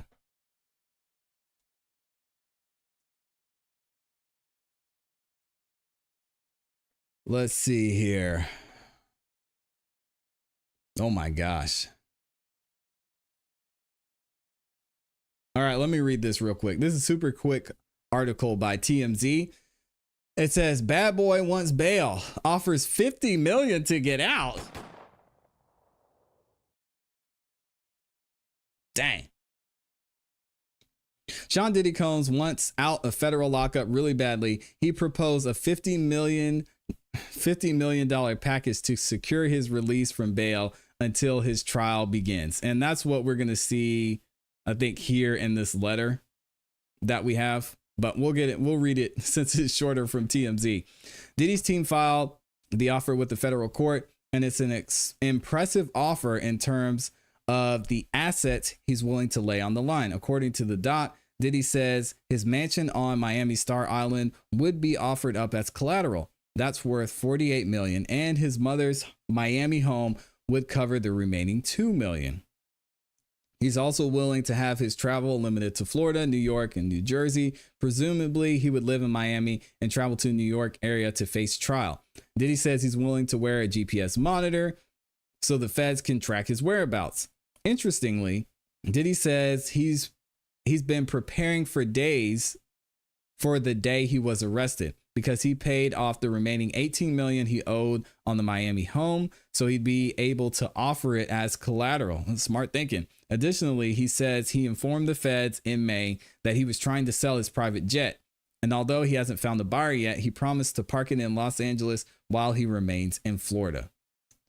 As we reported, the feds have already let the judge know they don't want Diddy to be released on bail, as they claim he poses a danger to society and is a flight risk. Danger to society? No. Flight risk? Yeah, I agree. In his docs, Diddy says he surrendered his passport to his attorneys back in April, along with those of his mother and his children. Wow. We'll see what the judge says when Diddy appears in court at 1:30 a.m. Pacific time. Today? Dang. What? It's going to be a long day. So that's at 2:30. We might have to be there for 2:30. 50 million. I mean, that's a lot of money, but they ain't taking it. They're about to get a Billy minimum. All right, let's keep going through. Let's keep going through this. And thank you for to Amy for sending that over. 1 a.m. or 1 p.m. 1 a.m. is wild. Yeah, that's going to be, I think it's going to be at 2:30. Let me see if I can find more information on it. It's probably going to be around 2 if I had to guess. Let's see here. Yeah, we'll check back in at 1:30, 2 o'clock and see if I can find something on that. Here we go with the racketeering conspiracy. From at least in or about 2008 through on or about the date of the filing of this indictment, the Southern District of New York and elsewhere, Diddy and others known or unknown, being persons employed by and associated with the Combs enterprise described in paragraphs 6 through 12 of this indictment, an enterprise engaged in and the activities of which affected interstate and foreign commerce, knowingly combined, conspired, and confederated. I've never seen that one before. And agreed together and with each other to violate the racketeering laws of the United States, to wit, Title 18, United States Code, Section 1962C, that is to conduct and participate directly and indirectly in the conduct of the affairs of the Combs enterprise through the pattern of racketeering activity. That term is defined in Title 18, United States Code. Okay, we'll keep going there. Multiple acts involving kidnapping, chargeable under the following provisions: state law. Multiple acts involving arson. We already heard this. Multiple acts involving bribery. Multiple acts under 18 related to tampering with a witness. Man. We've got forced labor. We've got trafficking. We've got, let me see, transportation and inducement of travel for purposes of prostitution. We've got aiding and abetting and willfully causing. We've got, geez, man. It was a part of the conspiracy that Diddy agreed that a conspirator would commit at least 2 acts of racketeering activity in the conduct of the affairs of the Combs enterprise. Note of special sentencing factor. This is interesting. From at least in or about 2009 up to and including in or about 2018 in the Southern District of New York and elsewhere, as a part of this of his agreement to conduct and participate in conduct of the affairs of the Combs enterprise through a pattern of racketeering activity, Diddy agreed to and in affecting interstate and foreign commerce, knowingly recruit, entice, harbor, transport, provide, obtain, advertise, maintain, patronize, and solicit by any means a person knowing and in reckless disregard of the fact that means of force, threats of force, fraud, and coercion as described in Title 18 U.S. Code, that one, and any combination of such means would be used to cause the person to engage in a commercial sex act in violation of Title 18. So here are the charges. Count 2, sex trafficking by force, fraud, or coercion. Okay, we don't need to read through all that. Count 3, transportation to engage in prostitution. Forfeiture allegations. As a result of committing the offense alleged in count 1 of this indictment, Diddy shall forfeit to the United States pursuant Title 18 any and all interest the defendant acquired to maintained in violation of Title 18. They about to seize his assets. Oh no. Any and all interest in securities of claims against and property or contractual rights of any kind affording a source of influence over the enterprise named and described herein, which the defendant established, operated, controlled, conducted, and participated in the conduct of in violation of Title 18, right? And any and all property constituting and derived from proceedings obtained directly and indirectly, said offense, including but not limited to a sum of money in the United States currency, representing the amounts of proceeding traceable to the commission of said offense. I wonder who gets to determine this and who gets to decide what all they're going to take. Diddy. Dang, man.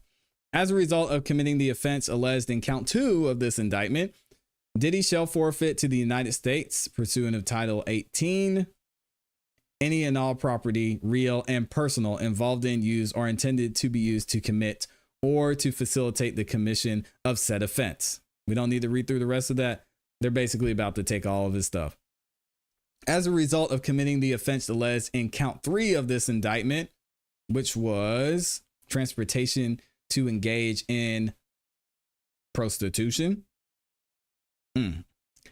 Diddy shall forfeit to the United States, pursuant to Title 18, any and all property. Golly.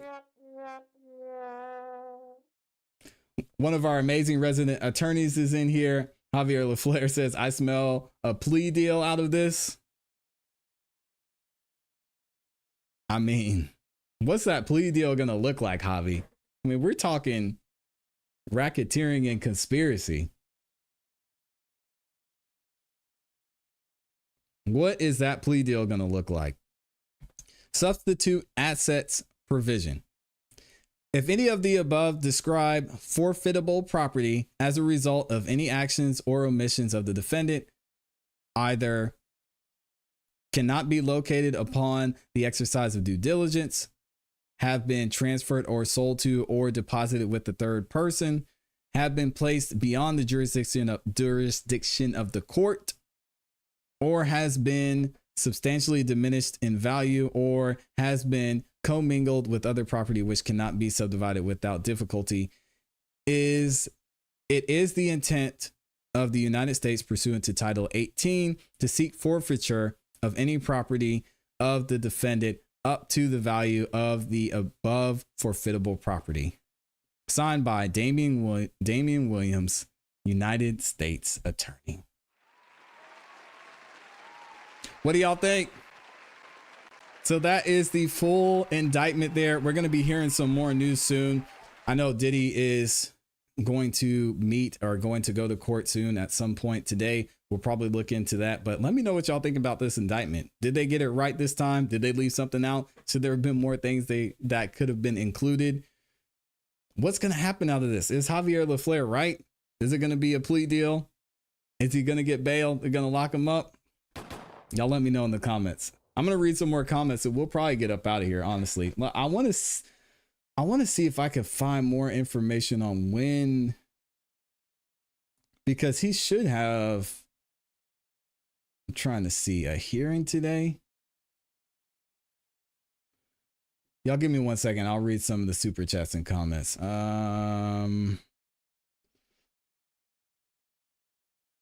Okay, so we've got Kathy Russin has been on top of it. She said the arraignment is going to be around 2:30. So it's 2 o'clock now. Will we be able to see that? Probably not. I can't imagine that we'd be able to see it. Let me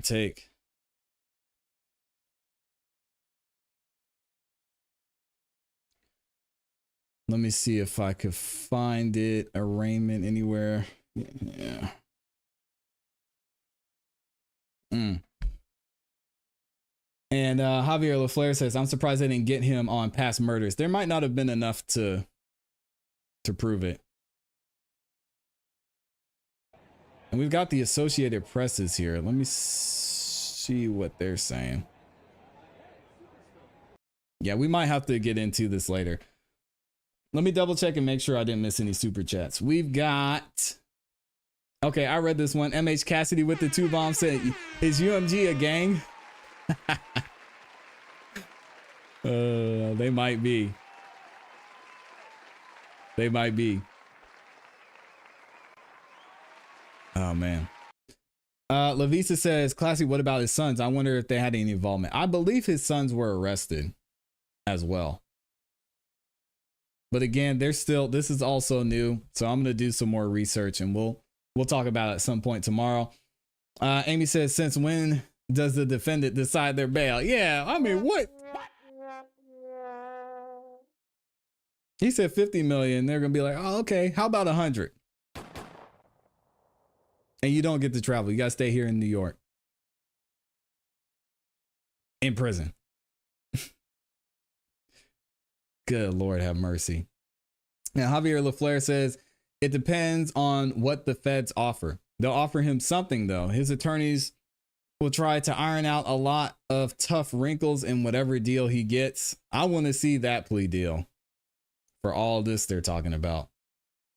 And I would wonder if it helps that he settled some of these other lawsuits out of court. So we'll just have to wait and see. Amy also says he's definitely a flight risk. The judge may be forced to take the money based on many reasons. Mr. Brown thinks Diddy can beat it. Oof, I don't know. Amy says he wants out because he knows what's coming. He's about to experience what all the victims experienced. And what would be even better is if they pass on the looper. Oh my gosh. 50 Cent speaks out, of course. What does he say? He says, here I am keeping good company with Drew Barrymore. He's just did an interview. And I don't have 1,000 bottles of lube at the house.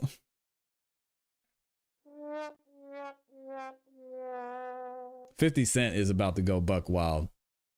All right, y'all, we're going to get up out of here. Thank you to everybody who's supported and sent in super chats. Thank y'all for liking the video. We are going to be back tomorrow morning at 9:30 a.m. Eastern Standard Time. I'll give you guys some more updates on what's going on with Diddy, and then we'll get into the YSL trial too. I hope y'all have a great rest of your day. Make sure you like the video on your way out if you haven't yet, and I will see y'all in the morning. You know what to do. Keep growing, keep pushing, keep it classy. We go.